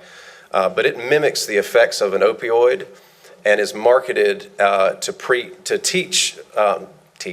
treat areas like anxiety and depression, when in fact it can severely complicate a situation, especially if somebody is using multiple substances and has caused some overdoses and even death in our community. So it's something to be aware of. How's it being sold? It's being sold in gas stations. A lot of what you'll see, you don't see it as much in your regular, just everyday convenience store. You'll see it more in vape shops specifically. Everybody's seen the marijuana leaf and the advertisement for CBD and some of the other things that can have some other medical benefits, but some of this is being marketed heavily, we feel, to the detriment of the folks that are trying to seek care and treatment for these, for their issues. So anyway, we presented to that House Select Committee. We had our pharmacist talk about some of the chemical interactions that has on the brain and some of the risk factors. And as I understand it, the movement now is towards an overall ban for that particular substance. There was some discussion about reclassifying it, actually scheduling it as a narcotic. But the movement now, as has been in 9 other states in the country, is to ban the sale of it outright. And I have one last question for Elliot, Chairman. What are we doing about reducing the innovation waivers waiting list, which is tremendous, and people can literally stay on that list for a decade? Oh, yeah. So what movement do we have in legislation on that? So as of recent, and this was the largest investment in history of the amount of innovation slots that were added at one time, that was 300. And this touches my family as well. There's an intensity scale that people fall on, and they're evaluated on whether or not they'll qualify for an innovations waiver. It's a fairly complicated process. But what's not complicated is having the ability and the capacity when somebody qualifies for it to be on that waiver. And it's a significant need in this state. We still have a heavy demand on our institutions to keep folks long-term. Our state institutions are still homes for many people that could otherwise be on that waiver and be living in the community, be working in the community, be contributing members of the community. Not to bash on our state institutions, they do fantastic things. But those waivers create a new path of wellness and inclusion for those individuals. And right now, I don't want to misquote, I think the numbers are somewhere between 13 and 15,000 that are still on that waiting list in North Carolina. Mr. Thank you for Chairman. the question. Elliot, we've had, for the last several meetings, we've had a group here from CARTS, and they were wanting us to up the budget for getting people transported to different things. I heard something about Medicare rather, and transportation. Is that going to help with some of these people that they were wanting to help with transportation on? I think it could. I haven't been apprised specifically on what their proposal is. I will say that it's a great challenge in this area, this county and surrounding counties that they serve. I would absolutely echo the need for increasing resources for CARTS. Medicaid, there'll be the ability for us to incentivize as our own health plan to do that, but it's not going to make all the difference in the world for the people that need access in the outlying areas. If you'd like to, I could follow back up and read that particular proposal and figure out where there might be some areas that our contribution and the contracting that we might have could improve some of those things. But generally speaking, All right, so we'll get you in touch with Carts and we'll go from that. But any money that we can get, even if it's just from you all, to help transport these people to these items, these dialysis appointments, to these other appointments, this would be great. Thank you very much. absolutely, sure. Yeah, just as a brief follow-up, as part of that value-added service that I mentioned, that helps with transportation, not just to medical appointments, but for our members to non-medical appointments as well, so that people that are trying to get into the workforce and just struggling there, education, some of those things are things that we can help with. Thank you for your question. Just a brief question. The Tri-County Community Collaborative, do you have the representation of people around the table that you need, or are there opportunities for others to join that collaborative? In Granville County, we have a fantastic representation, absolutely fantastic. The most recent additions there are from our own superintendent. Our Dr. Norfleet regularly attends those. I think, I would say, just from my perspective recently, just the new energy and participation on that level is very encouraging. As you know, Smart Start is a part of that collaborative as well. I did reach out to some of our folks specifically around the need to link people with some of the incentives and some of the supplements offered for childcare for folks that have a developmental disability. I think in Granville and in Vance County, those have been underutilized. So I've asked our folks to reach out to those individuals that are specifically involved in that. But I would say that Granville County they show up. They're great partners. Thank you. Yes, sir.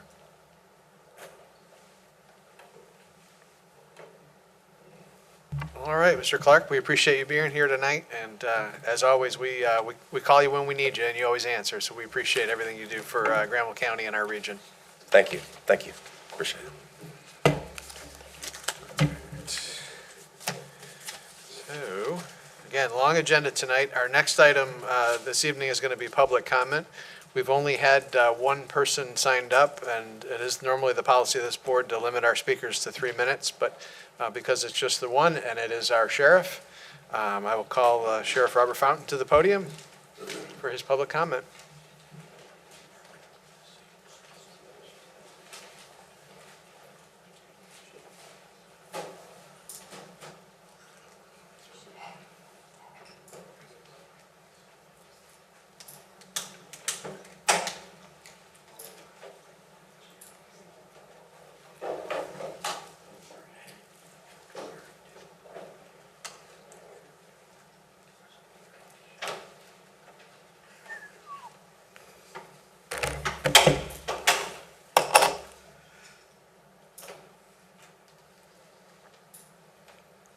It's been a long day.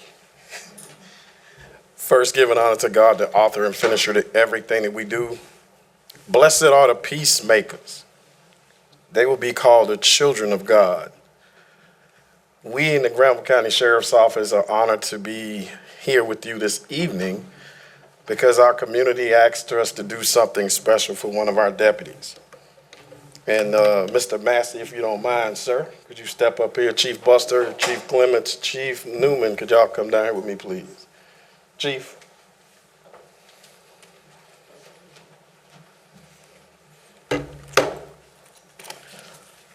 So rarely do we have opportunities to get the communities to send us, and we get all these notifications and things that we do. Yesterday, I think we did about 26 hours on some stuff. I know I did about 26 yesterday. We've been sleeping most of the day.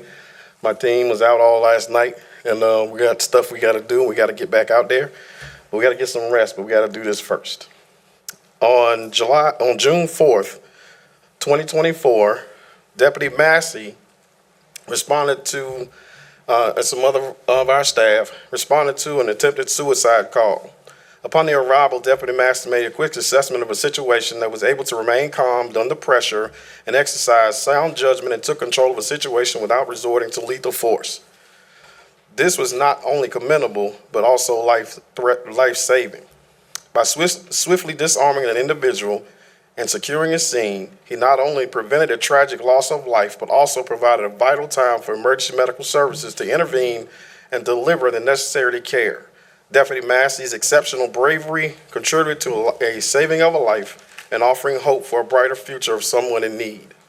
Deputy Massey's actions demonstrated the true essence of heroism and exemplary highest standards of law enforcement. Deputy Massey is now knowingly and lovingly known as the hero of the Sterling Creek incident. So what I will do is read this email that I sent to all the commissioners.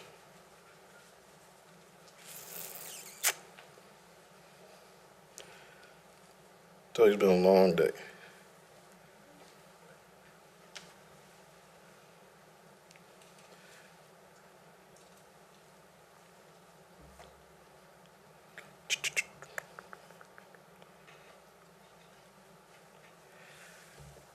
Cool.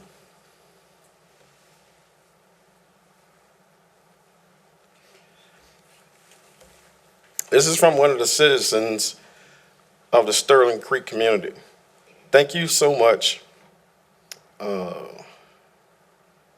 I'm writing you to bring to your attention a shocking incident that occurred today in my next door, and my next door neighbor, and how your Deputy Master became our community hero in a matter of minutes. I will leave the individual name out of this to protect the rights of privacy and insert unnamed or unarmed person. I tell the story below the details so you can get a picture of the gory scene Deputy Massey was faced with when he arrived. I just arrived from home earlier from work, and while pulling into the driveway, my wife and her friend from next door, Kim, I don't know, met Kim yet, came running and yelling in my truck, "Help, help. Someone has barricaded themselves in a bathroom and stabbing himself to death." He ran into the house, entered the bathroom after much effort to get the door open, and found the individual slumped over the tub with terrible deep lacerations to both wrists, his forearm, and slashed open almost to the elbow, and a puncture wound to his neck, blood flowing profusely down into the drain of the tub. And he was still conscious, clutching a large tactical razor-sharp knife in his left hand.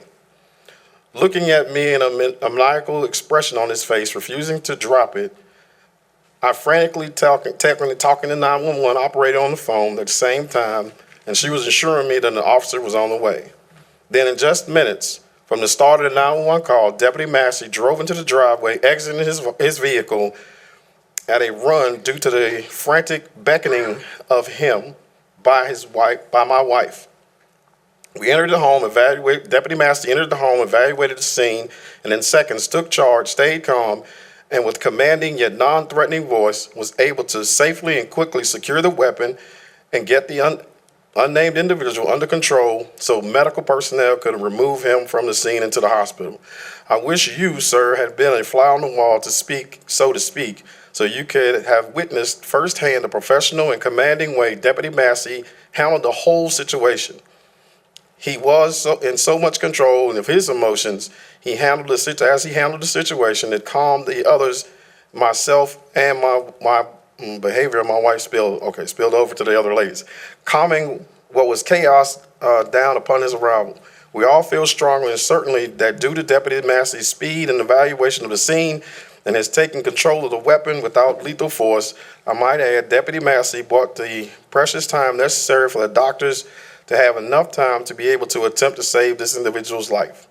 Deputy Massey is now lovingly known as the hero of Sterling Creek.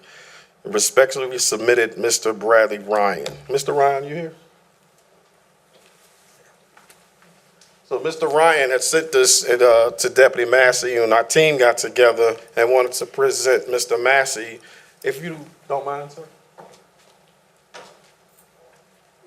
pride, don't mind him.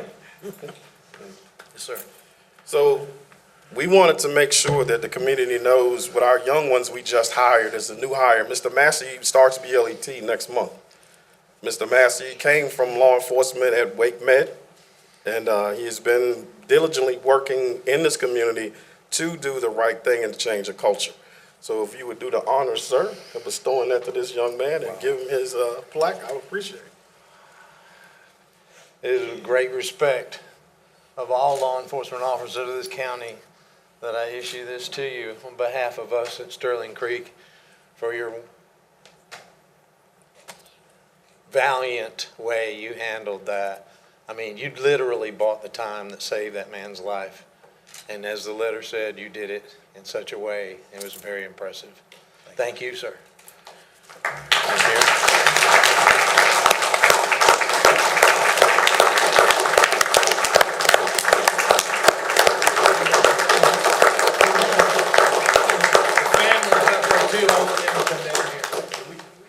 The family of the survivor. All right. Yes, sir. Riley? I would like to add that. Oh, yes. I was not. Tell them who you are first. It was my dad. And I would just like to add that he controlled his emotions, but he also showed a great amount of emotion at the same time, as far as being empathetic, compassionate, comforting to everyone there. So he acted perfectly. Thank you. And we are very, very thankful.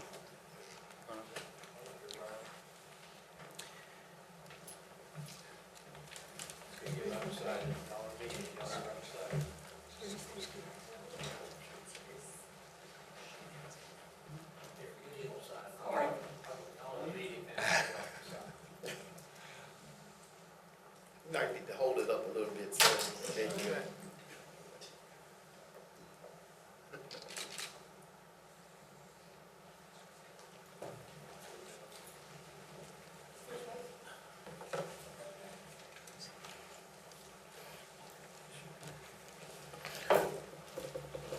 Thank you very much. And we always want to continue to show how our staff are doing these things, and they go unnoticed sometimes. But they're doing the work. Now he has to go to work. Go to work, sir. Thank you.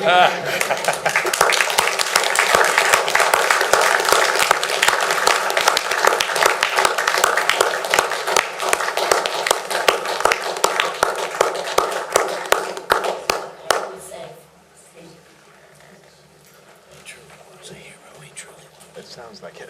It was amazing.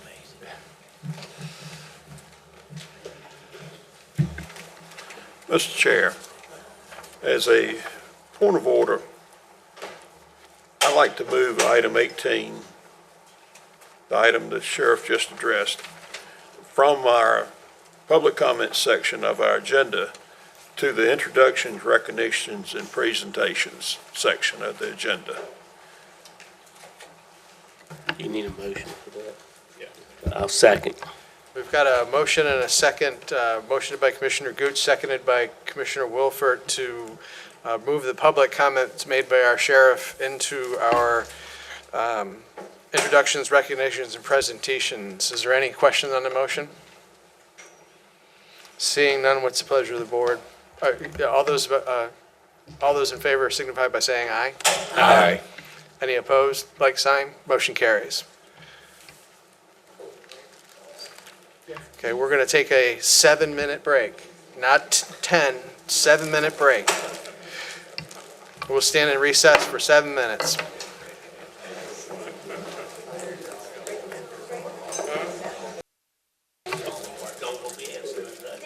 All right, I'm going to call us back to order, and we did yeoman's work. It only took us 8 minutes to get back to the table, so you all did fantastically. So our next item this evening is going to be some purchasing. To approve the funding for automated renewal of elections equipment and software maintenance and support agreement. And it's Ms. Tanya Burnett from our Board of Elections. Thank you for waiting patiently. And you got your whole crew with you tonight, so if you could, when you get up here, introduce them for us, that'd be great. And then if you'll mash the button on the podium to give you the green light. Alrighty, now everybody can hear me. Yes, I do have four of my board members here tonight. I have Chairman Alvarez, Teresa Gilris, Debbie Butler, and Doug Smith. Okay, Thank you all for the service to your community. thank you. I'm here tonight to make a request on behalf of the Board of Elections, and our request is on the agenda to approve and provide funding for our automatic renewal of our election equipment and software maintenance and support agreement. And that's for our firmware, our hardware, our warranty on our voting machines. Just to give you kind of the background on that, this is an automatic renewal. It is with our vendor Election Systems and Software, known as ES&S. The background is it's a requirement by our general statutes 163-165.9B2 that county boards of elections annually maintain our software license and maintenance agreements. And this is necessary to maintain the warranty on our voting systems. And ES&S is our current equipment vendor. And this does, as I mentioned, automatically renew each year unless we terminate it. This existing agreement does expire June 30th of 2024. This does comply with our county contract and purchasing policy. And Attorney Wren is working with me on that contract. So my recommendation would be to approve our maintenance and support agreement with ES&S, and the funding for that is $30,417.76. That will be taken from our fiscal year 2024-2025 budget. Do you have any questions? And the only thing I would say is that's subject to final review. We're still working through some of the terms on that one. Board, does anybody have any questions? Just one quick one, Mr. Chairman. Ms. Burnett, this is a yearly, this every year this comes before us? Right now, it is yearly. We were allowed in the past to do a 5-year contract, but the State Board of Elections no longer allows us to do term contracts, so it has to be yearly now. So this is our first year of the annual process? Is that- I believe it was 1 year before, after that 5-year contract. Okay. At the time, the county usually handled that for us, so I wasn't involved with the piece here. So as far as I know, this would be our first time after that. I think the original 5-year contract expired, and then I believe it was somehow renewed without review of the contract at that Correct. point. And so we're trying to get some of the terms we had in the original 5-year agreement back in the document. Yes. Is this company, is this something you look outside, or is this the only company that we have to outsource this or to get bids for? Right now, we just have the one vendor for ES&S. There is another elections company in North Carolina, as far as I know, Hart. And so as far as our vendor, it's the only one that can maintain our equipment. Right now, it has to be a certification process by the State Board of Elections, and they actually certify what vendors are eligible to operate in North Carolina. One of the things that is a requirement is they do have to be bonded in the event an election did not go very well. They would have to have enough money to pay for a new election. Okay. Thank you. Thank you. All right, any other questions? You've got the recommendation from our Elections Director, Ms. Tanya Rett, approval of the maintenance and support agreement with the elections ES&S, and the further clarification from our attorney that he is finalizing the contract, and that the Elections Director and the county manager will execute said contract once complete. I'd like to make a motion to approve pending the county attorney's approval of the contract. Second. We've got a motion by Commissioner Gooch, seconded by Commissioner Jay. Are there any questions on the motion? Seeing none, all those in favor signify by saying aye. Aye. Any opposed, like sign. Motion carries. Thank you so much. Appreciate that. Thanks for being here.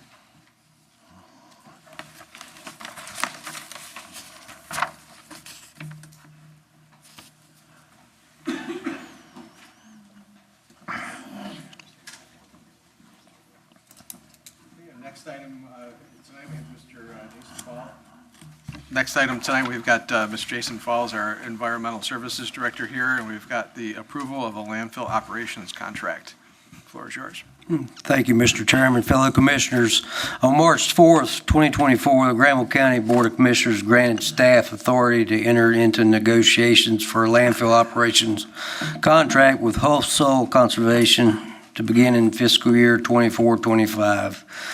The county manager, environmental programs director with extensive input from the county attorney have negotiated a contract for 2 5-year terms.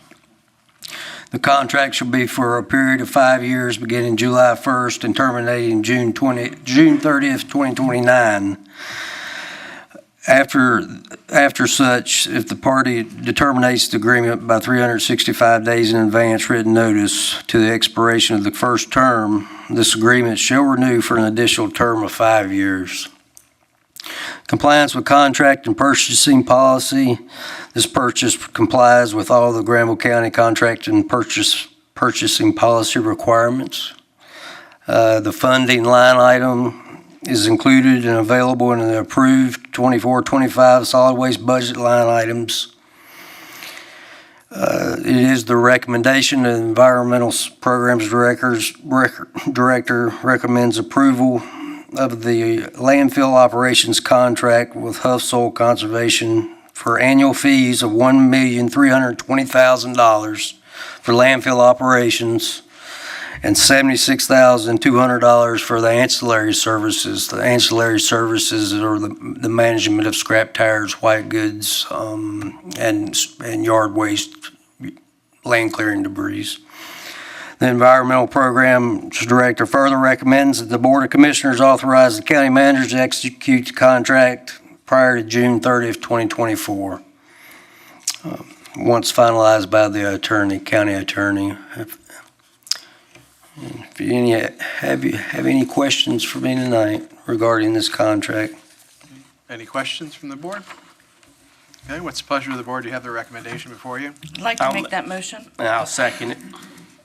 A motion by Commissioner Hinman, seconded by Commissioner Wilford to approve the recommendation of our Environmental Program Director. Are there any questions on the motion? Seeing none, all those in favor signify by saying aye. Aye. Any opposed, like sign? Motion carries. Thank you. Thank you.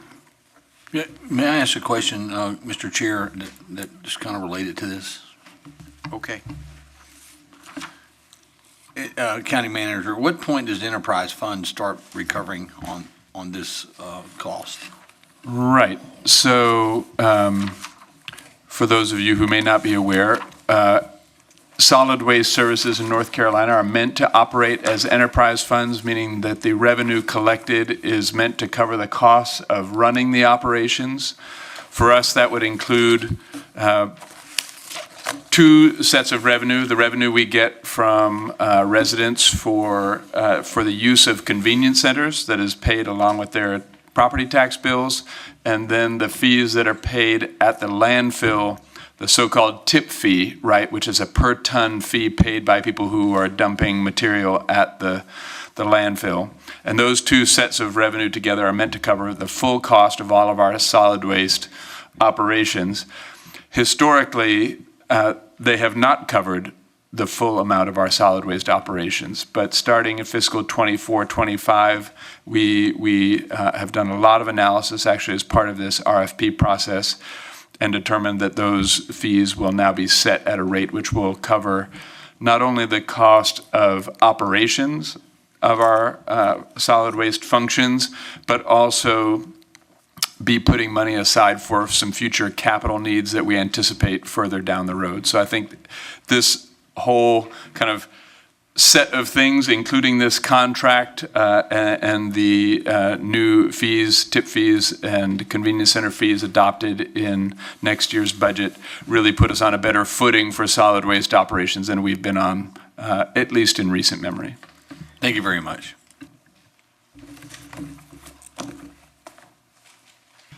All right, next we're going to have Scott Phillips, our Director of Development Services, for the asbestos abatement and demolition of the former Granville Vance Public Health Building at 101 Hunt Drive in Oxford. Good evening, Scott. Thank you, Chairman, Granville County Commissioners.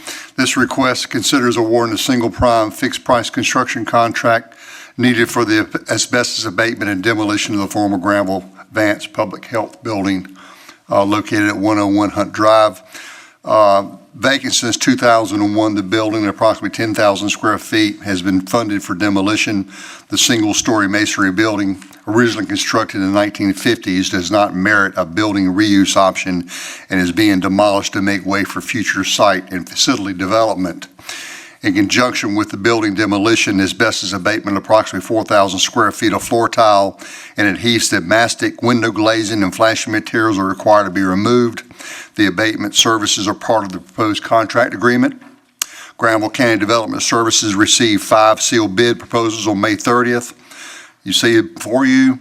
And also a note, the landfill fees are estimated at $55,000 and are not part of this proposal pricing. Granville County Solid Waste will invoice the county directly and will be paid separately as part of this project funding. This procurement procedure and subsequent bid request complies with Section 2 informal bids. Funding for this project has been included in the fiscal year 23-24 CIP. And my recommendation is that we award the single prime fixed price construction service contract to Webb Harold Construction Services for a price not to exceed $73,800 unless authorized by an approved change request, and authorize the county attorney to finalize the contract and the county manager to execute the contract document. We also recommend a contingency for unforeseen abatement needs in the amount of $5,000 and reserving $55,000 in landfill costs that will be billed directly to the county. I'll answer any questions if there are any. Any board members have any questions? Just one quick one. Scott, will that be, where will they be put in the landfill? Is it a certain area that is it got to be the abatement that The abatement, you know, our landfill allows for asbestos material to be delivered and disposed of. It's got to be bagged and double taped, I believe. Jason can probably answer those technical questions. What we do, the last demolition project we did, you know, we told the bidders that we would pay for the landfill costs. This kind of mitigates the risk in the bidding pricing, so they don't have to figure how many tons they've got going. What we require is a manifest on the trucks sent to the landfill that we can compare to the scale records to verify they were the trucks that were taken to landfill. Okay. So I think it kind of gives us a better, clearer bid proposal when we do that. Doesn't put the landfill at any risk or anything of that nature as far as everything's done like it's supposed to be. No problem there. Okay, thank you.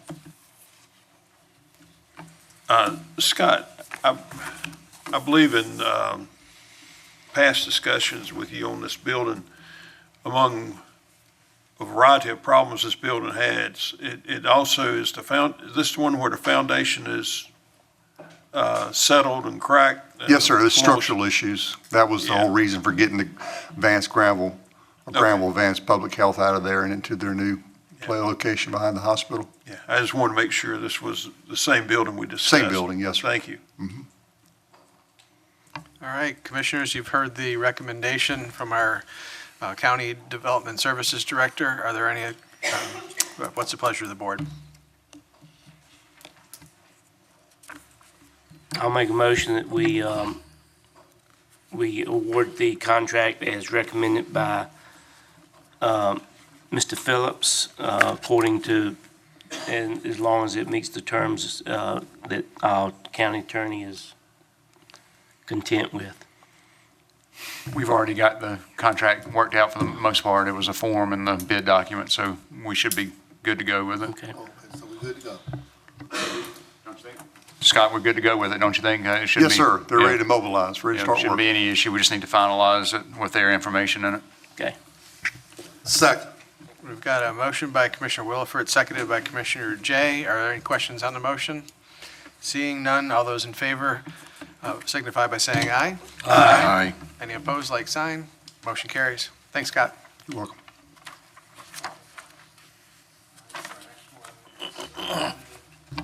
Next one is a preventative maintenance and repairs for services on the South Branch Library, Early College High School at 1551 South Campus Drive, Butner. Yes, sir. This is basically a renewal of an existing preventive maintenance and repair service contract for South Branch Library, Early College High School. The South Branch Library, Early College High School utilizes 4 VRVs, compressor units, and 26 air handlers, combined with 2 rooftop economizers and an automated energy control system provides an economical, efficient means of conditioning the interiors.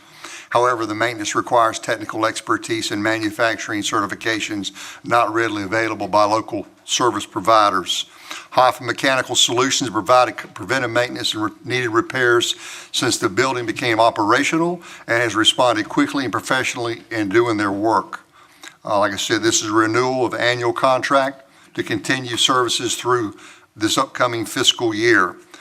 Funding for this project has been included within the recently approved 24-25 fiscal year budget, and it's my recommendation to award to extend the fixed price, unit price maintenance, preventive maintenance repair service contract to Hoffa Mechanical Solutions for a cost not to exceed $13,648. All right, you've heard the recommendation. Are there any questions on the recommendation? I make a motion, we approve the recommendation as stated. Second motion.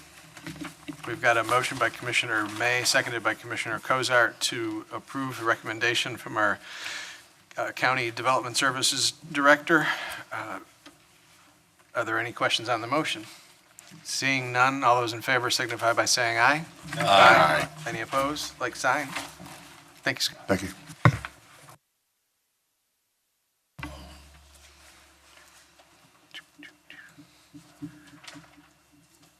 Takes us to 23. All right, next we've got some appointments, and the first one we've got tonight is to make an appointment or reappointment to the Granville County Board of Adjustments. And the function and duty of the Board of Adjustments is to hear and decide appeals from and review any order, requirement, decision, or determination made by an administrative official charged with enforcing the Granville County's ordinance. This board shall also hear and consider any and all requests for variances and conditional use permits from the public at large and arguments regarding zoning district boundaries and interpretations.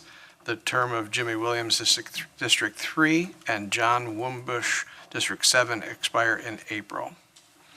District 3, do we have anyone? Yes, sir. I'd like to put Dave Seller on this committee, please, sir. Second motion. Okay, we've got a motion by Commissioner Hinman and seconded by Commissioner Cozart to put Dave Seller in that role. Any questions on the motion? All those in favor signify by saying aye. Aye. Any opposed, like sign? Motion carries. And District 7? Would you please hold this open? We sure can. Thank you.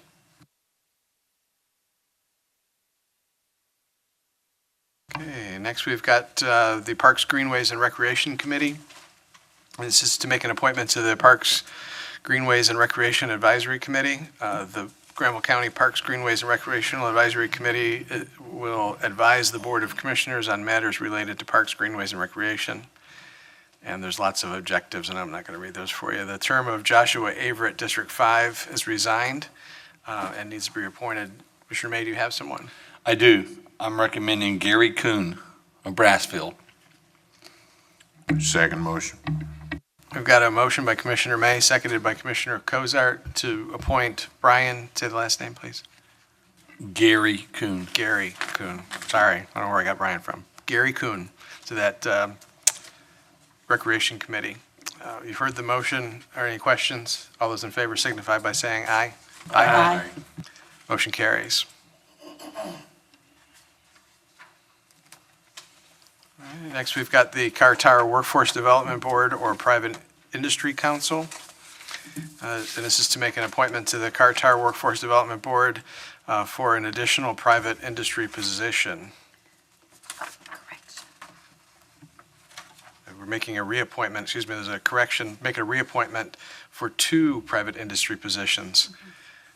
Okay, so Mr. Chairman, I'd like to reappoint Hal Munsell and Norman Wilson, please. Okay. Got a motion? I'll second that. Motion by Commissioner Williford, seconded by Commissioner Hinman to reappoint Hal Mutzel and Norm Wilson to that board. Any questions on the motion? Seeing none, all those in favor signify by saying aye. Aye. Any opposed, like sign? Motion carries. Thank you for that. We have one more opening, but at this point, we do not have anybody, so we leave that open. Thank you. Sir. Are you enjoying that board? Yes, sir. Good.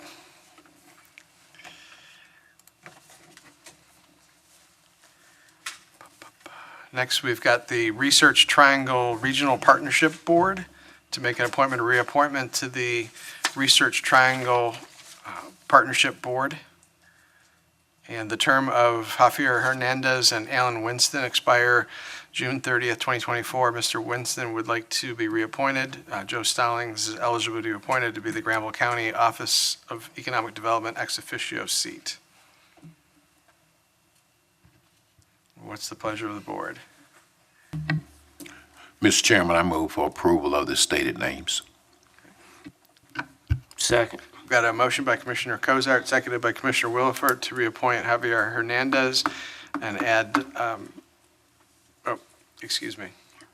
and Alan Winston, as well as adding the ex officio development director to a vacant position.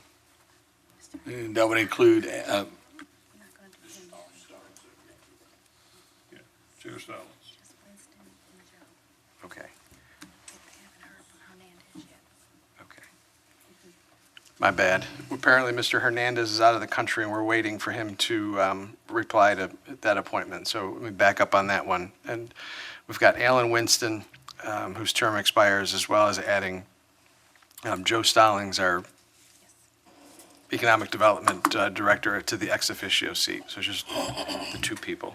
Is that good with your motion, Commissioner Cozart? Yes, it is, Mr. Chairman. And seconded by? I second. Seconded by Commissioner May. Are there any questions on the motion? Seeing none, all those in favor signify by saying aye. Aye. Any opposed? Like sign.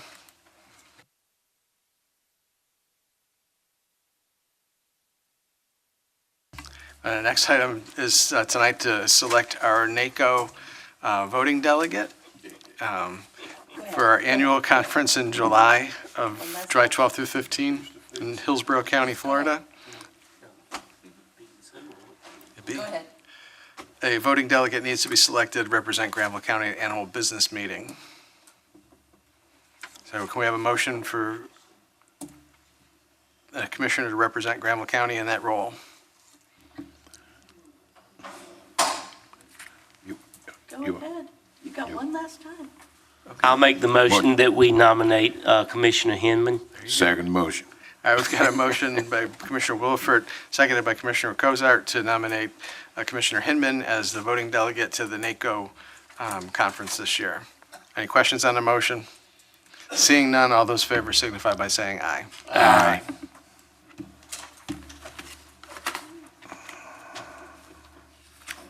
Okay, our next item this evening is our county manager's report. Mr. Manager? Nothing this evening. Thank you, Mr. Chair. And after that, we've got our county attorney's report. I have a couple of matters for executive session Okay? for attorney-client privilege. And we are going to go to presentations or comments by board members. And tonight, we're starting with Commissioner Cozart. Mr. Chairman, I must say just a special thanks to the board for this surprise tonight, and I appreciate it so much. Also, just like to say how much I enjoyed the graduations that I was able to attend. And it's always so special to see our young people when one of their own has a challenge of some kind, particularly with physical challenge, and how all the students embrace that young person. Just a great feel. And something very special there at Granville Central with the emotions that were displayed by the students. But thank you so much, Mr. Chairman. Okay, next we'll hear from Commissioner May. Commissioner May doesn't have anything tonight. Thank you. That's the Do we have first. a medical person here? Do we have a medical person? Now we've got Commissioner Jimmy Gooch. Well, since Commissioner May isn't going to say anything, I will. Just want to thank everyone for coming tonight. And, we've seen the changing of the guard, so to speak, with our Finance Director, Steve McNally, retiring, and with Deborah Weary retiring. And, it's sad to see them go, but it's also happy that they're looking forward to the next chapter in their life and won't be saddled by the obligations they've been under for all these years. And I want to thank you both so much for your service. Thank you. That's all I have. Commissioner Jay. Just like to say, like Commissioner Gooch said, thank you each and everyone for coming. Thank you, Steve. Enjoy your time at whatever chapter in your life you're going through. Enjoy it. Deborah, we're gonna miss you. And I'm gonna say I'm gonna miss you. I always talk to you, and first thing I ask you how mom and dad doing every day. But we're gonna miss you. But enjoy it. And also, Commissioner May, we had the opportunity, Randy and I had the opportunity last Wednesday to visit the southern end of the county. And I carried him all around through, showed him the southern end of the county, because he wanted to know. You didn't get lost, did you? Oh, no, but I can tell you one thing. It was, I don't know, it was an accident or somebody cutting trees or something on 56, and traffic was back. I don't know how far. But I can feel you. So I knew some of them little short roads that you can go around, they get off to go around and come back around. But anyway, we did, I made sure we did, we did tour the southern end of the county. Thank you, Mr. J. And I'm just hoping we get some grant money. That's all, Mr. Chairman. All right, thank you, Commissioner Jay. Commissioner Wilford? Very quickly, Steve, I'd like to thank you for your service to City of Oxford and Granville County. Enjoy your retirement.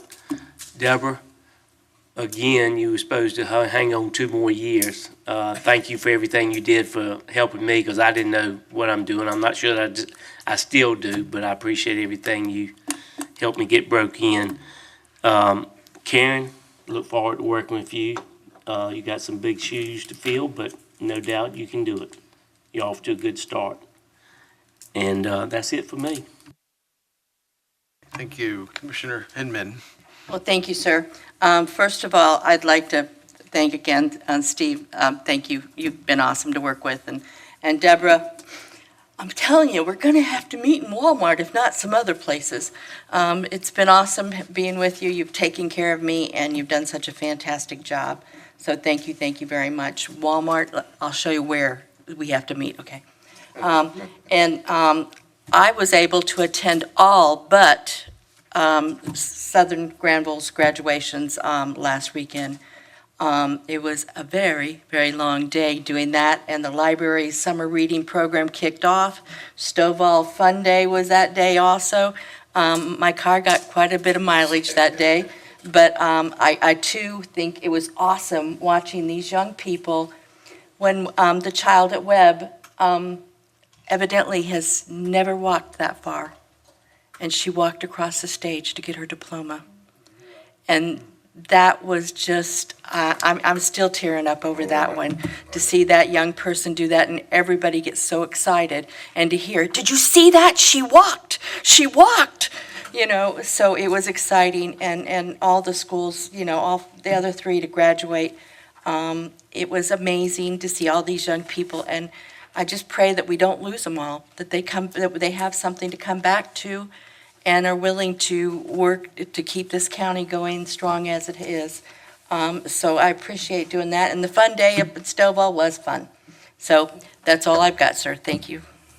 Thank you, Commissioner. And in an effort of time, I'm going to keep my remarks short. Good morning, Vietnamese a little bit. We heard about the VAD, the Voluntary Agricultural District, and the PUV, which is the present use value. I'm looking forward to next year when we go through our tax rolls to find out how many folks still have a present use value associated with their property, because the loss of farmland in Granville County is a huge number. It doesn't equate out that every single farm that's going out of use is becoming residential homes. It's that it's going out of use and going dormant. That's why that there's the linking farmers dating site where you can get a person who wants to farm with a farm that used to be farmed.